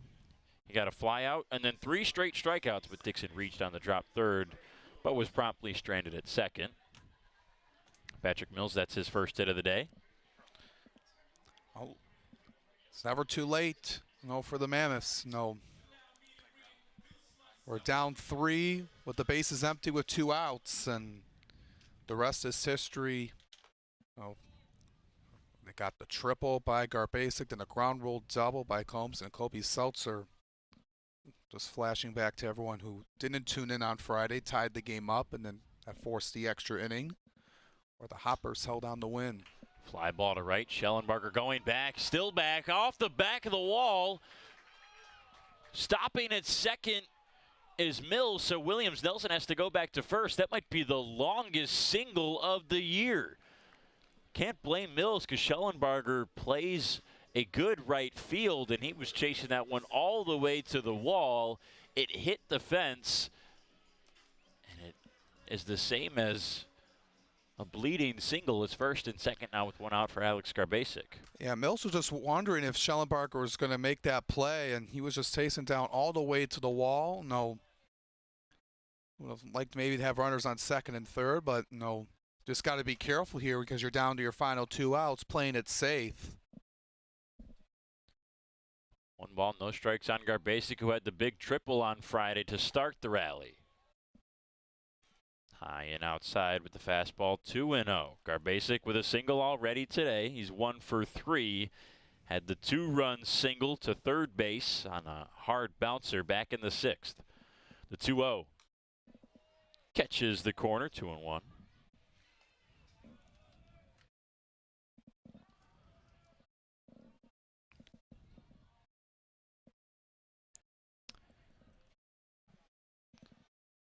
Still a good crowd here on Sunday. Kids getting ready to run the bases after this 8th inning. And our final inning, if you are just tuning in and didn't miss the start of it. 2.5-hour time limit rule being implemented. So this is the last chance for the Mammoths in the bottom of the 8th, trailing by 4 runs. They've got 2 on and 1 out against the righty Brett Irwin. The 3-1. Garbasic fights it off foul. You have to battle here if you're Garbasic. It's a good pitch, to hit off that, try to get some contact. Just try to keep the train moving.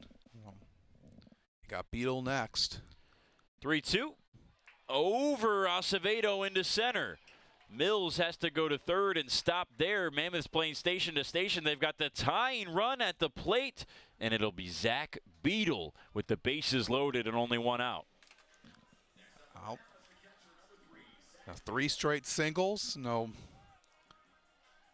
fancy, huh? Nothing too fancy. They had that ball that nearly almost went out. Right at the wall. That was. And what's crazy is who's on deck. The hero from Friday, Colby Seltzer, waits in the wings to maybe be the hero again if it isn't Beetle. Takes a first pitch slider up.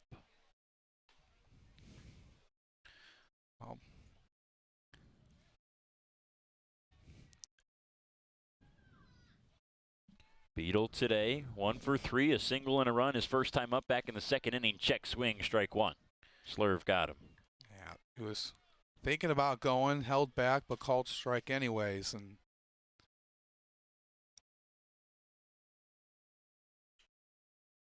Porter sets up low and middle. Slurve, another swing and a miss.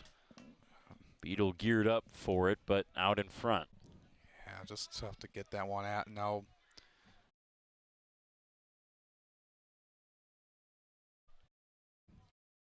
Mills at third, Williams Nelson at second, Garbasic at first. The 1-2 tipped. I think with this being the last inning, the Mammoths just now have to play like this is the bottom of the 9th now, instead of having an extra 3 outs to play with, and just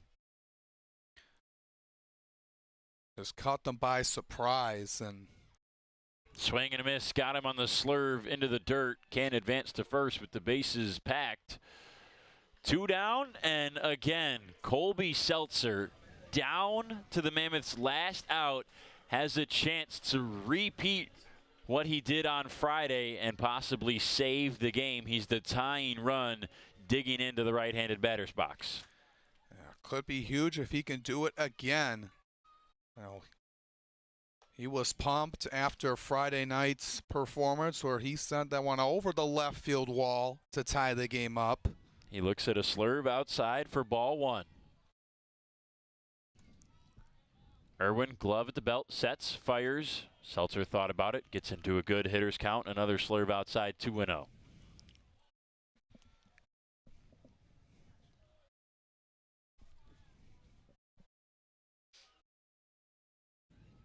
Irwin getting the signs relayed from Porter. 2-0. Missed outside again. Certainly don't want to walk Seltzer to bring up the top of the order. Hacklin, that would put the winning run at the plate. Should Seltzer walk here? Bullpen still stirring just in case. I think that's Danny Sullivan over there, and they do walk him. 4 pitches. Colby Seltzer flips the lineup card over with 2 outs. Ward Hacklin steps up as the winning run. All right. We'll see if either Mike Rice or Ryan Cockey comes out. Looks like they're not. They're not going to have a discussion yet. 8-5 now. Hacklin pops it up. This might do it. Runners going, it's in center field. Flores calls everybody off. The Mammoths make it interesting, but the Hoppers survive. 2-1 on the weekend from these Hoppers, a big win. They pull within one game of the first place Mammoths.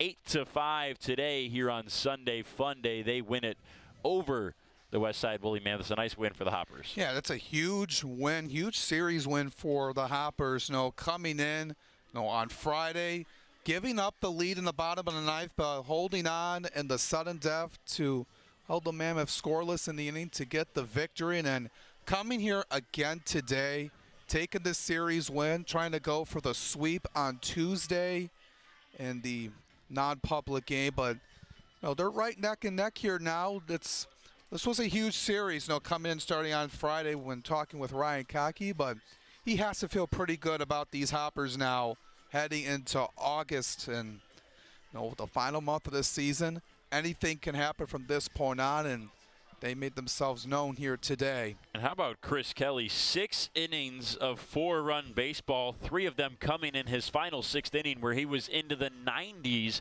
in his pitch count. He gave up 5 hits. He walked 3, all of them in that 6th inning, and struck out 11. An unreal day from Chris Kelly. Yeah, Chris Kelly was phenomenal. Throughout, 10 strikeouts. He was really controlling his command with his pitches. He was doing it all here today and was a bright spot and went exactly what he needed to do. 6 innings of good baseball, and especially with the bullpen with very light here today, he came through and they got the job done for the Hoppers. Kelly supplied the pitching. That man, Joe Burke, supplied the offense, his 5th home run of the year to put him in the league lead of the USPBL. A grand slam in the 3rd inning to get things started. And that would ultimately be enough for the Hoppers to win this game 8-5. Kara Wolfbauer has our post-game interview with Joe Burke. Trade News player of the game, Joe Burke, who you saw hit a grand slam earlier on, getting the Hoppers up 4-0, getting them rolling for today's game. So Joe, you went 3 for 5 today, 4 RBIs, had a fantastic day, but you faced a new pitcher on the Mammoths, someone who just played their first game here at the USPBL. So how are you maybe changing your approach or coming up to bat to face this new guy? Well, you just stick to your approach and stick to what you do, and thankfully it worked out in my favor. He's pretty good, and I just got to stick to what I'm good at.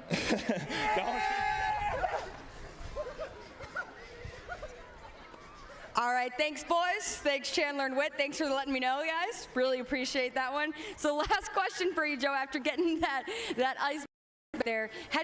We are just heading right over the hill of the halfway mark of the season. Hoppers are starting to pick up more wins. How are you guys feeling as a team as we head towards a couple months away from the championship season? Feeling good. This team's resilient, and we're going to keep doing our thing, and the pitchers are going to keep doing what they do, and we're just going to keep the offense rolling.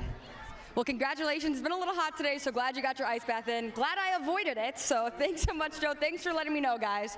Much appreciation. And to everyone on our broadcast tonight, thanks so much for watching. Thanks to everyone up in the booth, everyone for helping out today. That closes out our weekend here at Jimmy John's Field, so we'll see you next time. Thank you to everybody for coming out. See you next weekend at Jimmy John's Field. Thanks, Joe.